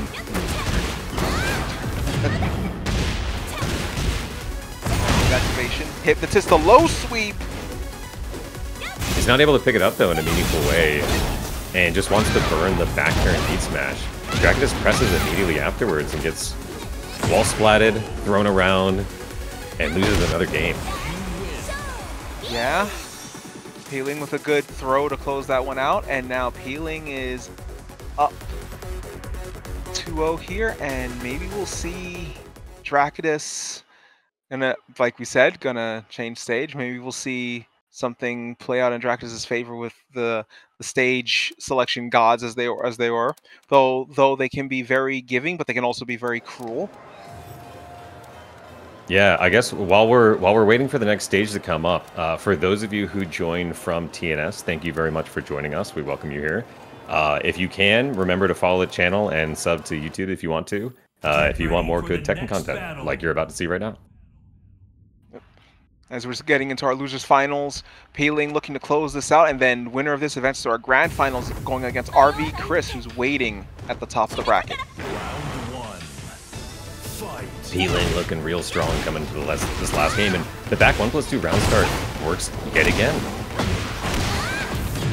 Good launch here is going to get Drakidus up against the wall. Going to keep the pressure going. Going to go in AOP. Hypnotist. Hypnotist cast the spell on him, keeping Drakidus completely on lock. Keeping the pressure going. He's going to heat dash in. He's going to go low. Yep. Low into the high and gets the perfect right there. Beautifully done by Peeling. Well, Hypnotist might be a rock, paper, scissors, but it's more of a coin flip, and Drakidus has guessed wrong pretty much every time. Yeah, unfortunately, in the case of the Hypnotist, Drakidus was stuck looking at the watch too long as it swings back and forth. But right now, Drakidus making sure to snatch the watch out of the Hypnotist's hand. But now Peeling answers back with the kick to go with AOP, and momentum has shifted just like that back to Peeling's corner. Yeah, a little bit of weird side combo. Goes for Hop instead. He wants to get this one. But he gets picked up. Strong tailspin from the armor. Drakidus has reversed the positions. Pancake flip over. AOP again. Oh, that would have been launch punishable. Oh, waning moon. This is going to hurt here. Doesn't have heat to make the most of it, but still going to get some hefty damage out of it. 10 seconds. Doesn't matter. Delays the second hit, and Peeling is looking sharp. And this is set point. 2-0 against Drakidus so far, and also 2-0 on the rounds in this game, but Drakidus scrapping and clawing like a jaguar, trying to get their way out of this one. Wow, I actually didn't know that that Jaguar 4 did that much wall carry. It's kind of an interesting carry option. Yeah, right? Okay. Oh, sleeper. And again, the grabs have been working out pretty well for Drakidus. I'm surprised he hasn't really been like trying to do more of it, but Peeling fires back. Finally able to break one, breaks the third throw of that chain. Yes, up against the wall. Gonna go in AOP. Look at pressure. Brutal Hypnotist. Pressure. Finds the high counter hit. And a Rage Art just to close things off, make it simple. Peeling is going to move on to the grand final. Peeling gets an opportunity to exact some revenge against the one player who beat them in this entire tournament. Reminder, Peeling went 10-0 in the ladder, beat RunningJoke to be 11-0. The second stage does benefit both players here because of the more open area, but the wall has definitely come to Chris's benefit here. Here we go, grand finals, and Peeling fires off immediately to let them know that this is going to go differently than they think it will. And Peeling does not let stuff like that go. He will launch the launchable, and so he's able to find a good wall combo off of catching that damage. All the good Leviathan sweep there. Ruda, popping feet. Pressure going, and now he's up against the wall. Or is about to be, rather. RV Cris opting to keep the heat there for this ending, and Peeling is on a sliver. barely holding on, but we've seen Peeling before. Okay, gets them on the back turn, punishes with the sidestep. I was about to say, we've seen Peeling before make comebacks and not take any damage, so even that sliver means Peeling was still in it, but Cris knew to keep calm, sidestep, punish. Yeah, and he had the right read at the end of that last round with the stepping area, blocking that slide into 4. But he just pressed the wrong button, and now RV Cris again is on the offensive. Goes to the first part of the Leviathan sweep. Wants the flames, and then here comes Leviathan. Hydro Pump basically blasting him into the wall, gets the perfect. And with that, we have now entered the climax stage. Floor is lava. I think the move's called Mega Flare, if I had to remember. It's been a while since I played Final Fantasy 16.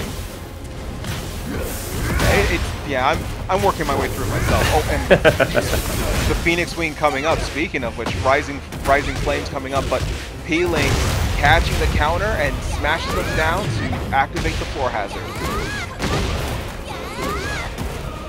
Oh, look at this. Okay, very interesting combo, and then the Waning Moon to follow it up. Tornado combo, but Cris answers back. Peeling the one with heat, trying to put the offense on. Nice counter hit low, and that's going to be a round on the board. Yeah, with the heat smash and closing it out. By the way, thank you, chat, for catching that with it being a comment, not Leviathan. Good catch on that. Mega Flare. I see the blue, I think Leviathan, so. Yeah, absolutely. Okay, nice back one there. And it seems like RV Cris is always like pressing after that, too. Actually, press when he was on hit there, too. Peeling favoring some homing moves, trying to catch after the step. But RV Cris with a nice down forward 2. This is going to be a relatively stable combo, even though it started off sideways.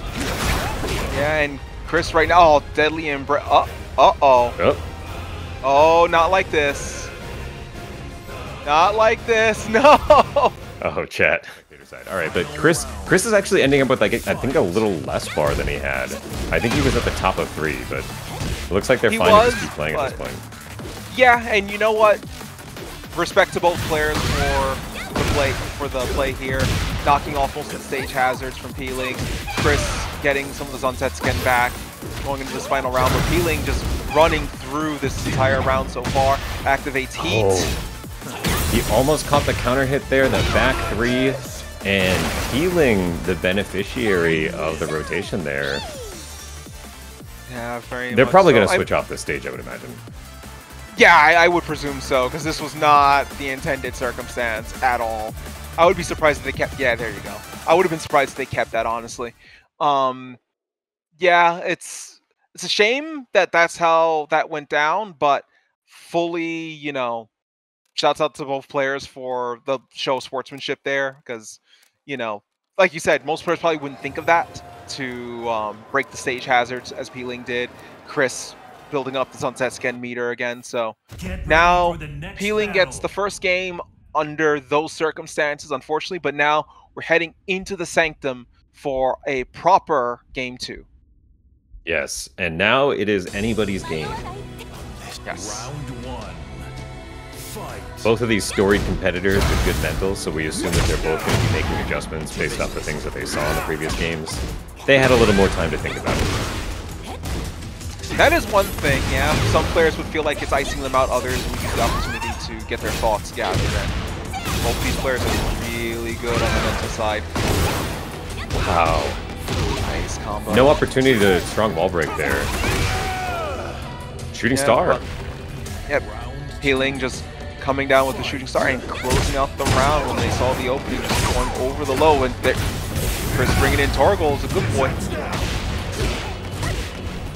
Yep, you can't really do much else there than spike. Wow, the Leviathan sweep through. And he waits out enough of it that he knows where to wake up and actually. That seems so dangerous to like get up and to do that with the side step into down forward 2 with full combo in. Gonna push Peeling near the wall as well. Hypnosis from that far out. Cris was not falling for that and just completely swiped in and takes the round himself. We talked about this previously, but Clive might be one of the hardest matchups for Xiaoyu, just in terms of high coverage options and being able to take frames from basically any distance. Yeah, and we were seeing that in their previous match too, just how much that Cris was able to just assert their dominance over Xiaoyu, which is quite the opposite of what we normally see from Xiaoyu. Like in this situation, activating exactly in a bad spot, and Cris just answering back and erupting with Mega Flare and taking Peeling down to a sliver sidestep. This is the high because AOP, good throw break by Cris and gets the load to get the perfect. Yeah, you can assume the generic down 4 after the scramble. Great idea there, just make it simple. Yeah. Oh, good launch. Yeah, he's gonna get Spike Oki from this, which is very nice for him. Yeah, AOP. Got the counter counter! too. Yeah. 2, 3 interactions, I think that was? Yeah, it was we'll say generously 3. Generously, for sure. Yeah. 2.5. But RV Cris unperturbed, sidestep into the heat engager. Peeling fires back, waning moon. This time a little bit more room to get a tornado, but not really much more damage than you can get. Just answering back. Good armor there by Peeling, activating heat. Peeling maybe thinking about should have heat dashed that. Still got heat left, but Cris has been very good at making him not be able to burn it. Just barely gets it off. There. Oh, nice counter there by Peeling. Last hit of the wall carry just missed. Missed? It's a Yeah. rare situation, but Peeling is able to dink and dunk the way out of that one, and now is up 2 games. Yeah. Peeling getting the first game earlier with, you know, the whole situation there, and then now this game, Peeling kind of feeling their rhythm, but again, weird situation, did not get a combo that we were talking earlier about, Peeling's combo consistency. This time, not exactly making the most of that. Cris comfortable enough with this stage to not want to rotate. We saw it before too, that he doesn't seem that really likely to go and switch off the stage unless he's really big. Yeah, it's a good call. At that point, it's like, why switch to potentially get a worse stage if you're doing okay here? Okay, not really much you can do there. Just take your frames. Oh, he actually skipped the forward 3. Yeah, with the Garuda, and now Cris goes for the throw. Good throw break by Peeling. Baited out the 13 frame. No tornado. Quick low. Peeling takes that round. That looked pretty back and forth. Yeah, good little scrap between both of them, both trying to find their footing, and Peeling was able to get just the last shot needed, and now Cris starting this round on the right foot, trying to keep their pressure going while Peeling's just trying to block and defend for their life here, and then gets the good counter low. Wow. Gets the full confirm. Sidewall situation is going to make it really weird, and wanted to try to pin him to the wall again. AOP into the heat smash. Back turn, switch position. Peeling resetting. And there it is, just a quick counter to close it. Now Peeling's on reset point. It might happen, folks. We might get more Tekken. Oh, good counter, good launch. Tornado up against the wall, activate heat. We've seen a pretty similar wall carry, and then again, another setup catching and pressing. Heat dash?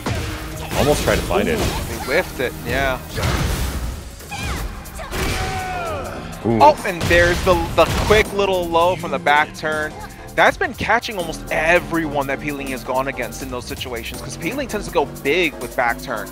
But Peeling finds those openings to do the little sneaky low to sneak out and take a round and take a win here. And with that, Peeling wins 3-0 against Cris, a complete reversal of fortunes from the last time they played, which went 3-2 in Chris's favor. This went 3-0 in Peeling's favor, which now leads to a grand finals reset.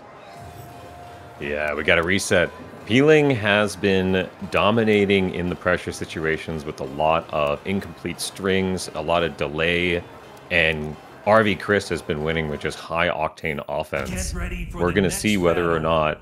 Oh, they get Sanctum again. Okay, we're just randoming back to the same stage. You called it before.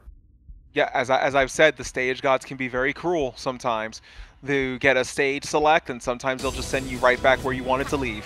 Round one. One of the sureties that we've seen generally when it comes to Xiaoyu is that if you are able to get in her face and just constantly put stuff out there, it's very hard for her to do the kind of setups that allow her to AoE understuff and evade. And so back one is kind of like a panic button for that, but RV Cris is putting out big damage back to back.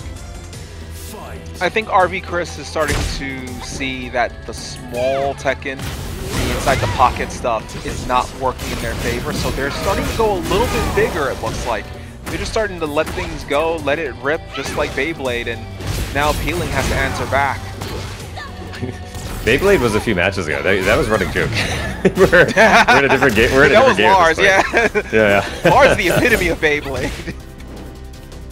Oh, RV Cris running the punishable ender there. Maybe just trying to get a little bit of the Netskin stacks. Peeling has just a tiny bit of heat left. Yeah, you can assume he wanted to use it, but that was probably not the right way. In the air, low damage punish. Yeah, unfortunate, probably just a case of you may as well use it while it's there. 15 seconds. Oh, nice, but no, Peeling stays grounded. Good call, smart. Fortunately, didn't matter. Yeah, RV Cris with the patience of the punish. Now that brings RV Cris at game point. And he's trying to set at a range that he's going to be frustrated with. Peeling just maybe knows it a little bit better. Sidewall. Oh, good combo under there. He's able to get pretty much full damage. He's able to make the most of that, because Sidewall is a weird situation. Yeah, and you can assume that anytime he does Phoenix Shift in a situation in which he doesn't really have the frames for it, Peeling is going to be back wanting every single one of this. Yes. There's no reason to eat the mix if you don't have to. Oh, good punish here. Oh, he got so much health back. Yeah. This is not a great situation for Peeling, but the back two misses. Wall run, not punished properly, but Peeling presses a little too early, and RV Cris takes the first of the reset. Cris kind of winning back the momentum that they were losing in that last set. Last set had its own situation, Chris's console, and then Peeling kind of running away with it from there. And now Cris seems to have started to settle a little bit, started to kind of find themselves a bit in this set, and now taking the first game. So see if Cris can ride that momentum into the second one. Yeah, how often do you get to lose 3 games in a row just to like work on figuring out a matchup? That's one of the interesting dynamics of grand finals when you get that position of being put on a reset. You are given the opportunity to kind of rectify that situation because you have now played this person at minimum 3 times, maybe more. In the case of Peeling and Cris, they played each other 8 times today thus far. So, you know, you get that opportunity to kind of reset and rethink how you approach things in that final reset. And it's a very advantageous position to the person who's on the back foot because of how much they get to reconsider and re-evaluate their approach. If you think you can kind of win it, but you really have to sweat it out, it kind of almost doesn't make sense to, like, in the grand final, to go from a 2-game deficit to, like, trying your best. It almost does make sense to just, like, try to work things out in that last match and then come back fresh with a new approach to the game. And it seems like RV Cris has been doing that a little bit. Yeah, he's been switching things up pretty well. New approach, new mindset, kind of refreshing your whole, you know, outlook on this so that way you're not burning yourself out in what could be just a hopeless situation. But as we see here, both of them keeping distance. Cris coming with a slide, about to hit 10 seconds, and as I was about to say that they are just about even, Cris just opens the gap in their HP gauge. But Peeling answering back, 1 second left, takes it with the shooting star at the end. Peeling so good at those last moment scrambles, and we saw this in the last time, the one that Peeling, the round that Peeling won. He had been playing long range, trying to get the Phoenix Shift slide punishes, and making RV Cris tunnel his options. We're going to see whether or not he's going to be able to do that again. This is an interesting stage as well because we talked about Cris having advantage up against the wall, and Fukushima doesn't. It has a wall, but you don't really have a shot at seeing. Yeah, you're not really seeing that. You know, there's like a deer that like walks up there. That's kind of cool. Yeah, the deer is just like, so, oh, the deer just jumped down like, so. RV Cris finding a heat dash combo. He's going to be able to do a little bit more, but no Rage Art means that he's just going to have to settle for a little bit of stacking. Time running down again. Good side step. No way he does it again, right? Oh. Oh, no, not that time. See, my heart was expecting Rage Art somewhere. You would think so. Yeah, but risk of low health probably wind up sitting around eating the loss regardless. Absolutely. And RV Cris again just ripping the same strings to try to find a heat dash. Very successful so far. And again, we're probably going to see a little bit of stacking. That's all you can do. Wow, taking them from center to... Hey, remember when we said that they weren't going to see the wall? Oh yeah. That was like a conjugal visit to the wall. Wasn't long enough for anything fun to happen. just touch base. Hey, how's it going?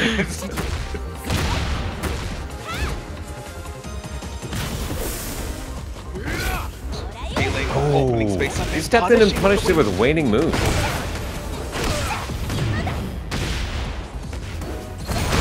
Hypnotist, nice. OTG sweep, heat dash, and that's going to close it out with a perfect. Momentum is just ping-ponging back and forth between these two players. Wow, gets the pickup. Combo, probably pop heat. Hypnotist, threatening. Not too minus with the charge. And back turn situation means you can rip this Mistrust for a full combo. And we're back. We're back to the Hypnotist mix again. Called Hypnotism. I'm feeling more deja vu. Nice sidestep into the throw. You win. Peeling quickly, like, evening it up. 1-1. Oh, this feels like it could go down to the wire, honestly, between both these players. Yeah, there's game adjustment and there's stage adjustment, and we're seeing a stage adjustment again. Yes, I feel like we said before, this is going to be one of those that we can see a stage adjustment almost every time. Yeah. And those little moments of being able to, take a quick breather. I know in our scene, Miasma is huge on this, saying, you should take your time.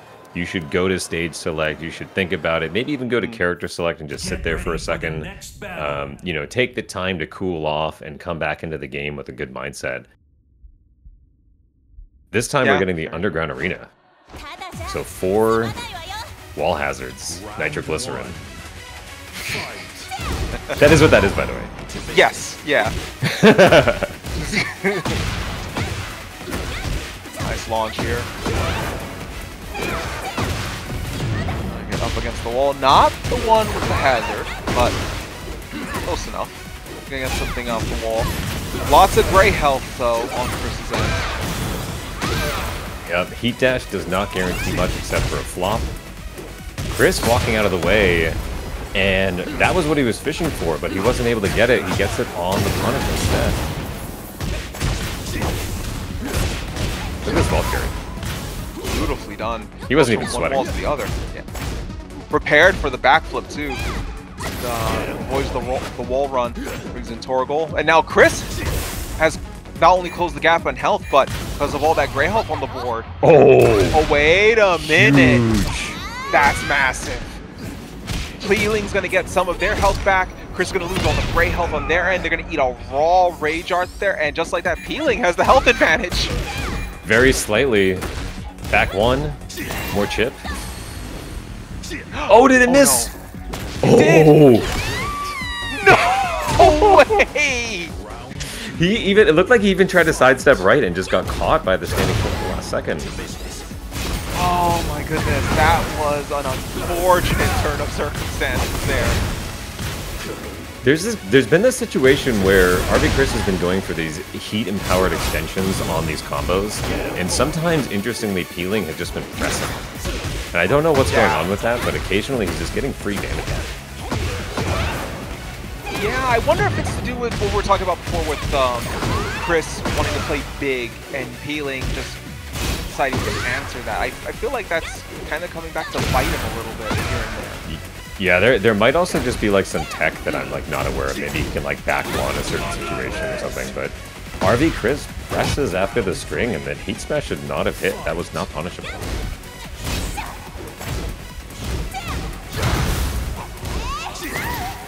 A little bit in the pocket, good sweep there. That's a back turn. Wow, just stepping around everything.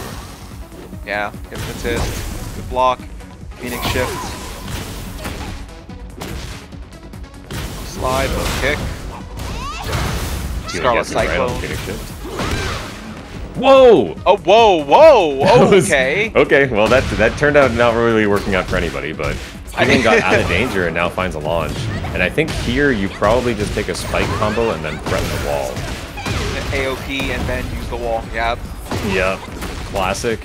And with heat, makes this an easy job. You don't even need it. Yeah, that was a weird situation. It looked like neither player was ready for that, but Peeling was very quick on the uptake there and just went for it after they saw that strange interaction, to say the least. Yeah, RV Cris is starting to bite on the strings. Maybe a little bit of impatience from, you know, sitting there and waiting for the pressure in the step. But Cris gets a guaranteed opportunity off of popping heat to be able to go and press buttons. His heat's out now too, but the forward 3 doesn't get much out of it. As we see, Peeling gets a good counter launch here from below. This... oh, nope. Oh. Just missed. And Cris gets a nice float. A lot of damage too. And recovered some oh, health. that was... I think that was launch. Peeling just kind of missed the punish there. No back one. Maybe he was going to get the wall there. Oh, Ooh. And the lows. Again, the lows paying dividends at those crucial last-second situations when time is running down and both players are just in the middle of scrapping, trying to get those last hits in. The lows are coming in and just paying off, and Peeling now fighting for tournament win here, 2-1 against Cris. They win this next game. Peeling takes the tournament. Peeling showing off championship mental after a long period of having to wait for this rematch. Coming back to the grand final, taking the first part at 3-0, and now 2-1 in a scrap.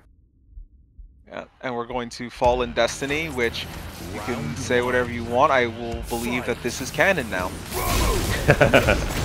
By the way, this stage music, I'm glad that nobody changed it for this, because this stage music is amazing. I really like it. It's a great stage theme. Yeah, I love this stage music for Tekken 8's overall aesthetic and feel for fighting. Wow, that back turn just doesn't pick up at all. Yeah. No. That first part of the splat just makes it unable to follow up. And I was saying it before, it's one of the things with Xiaoyu, you know, you go into back turn of the wall there, and it really limits the ability for you to be able to punish things properly. Yeah, a little bit of a strange situation when it comes to like your hitbox and positioning in general. And walls sometimes act funny in this game as a whole, as we see Peeling take the round here to close out, going to round 2.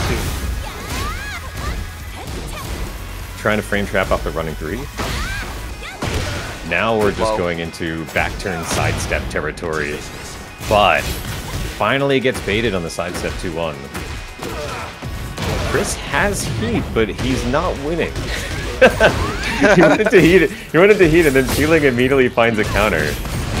But now the timing is working out for him. He gets to put down the plus frames, and Peeling just seems to be pressing on a lot there. But the mispress comes through. Counter. Does he? Yeah.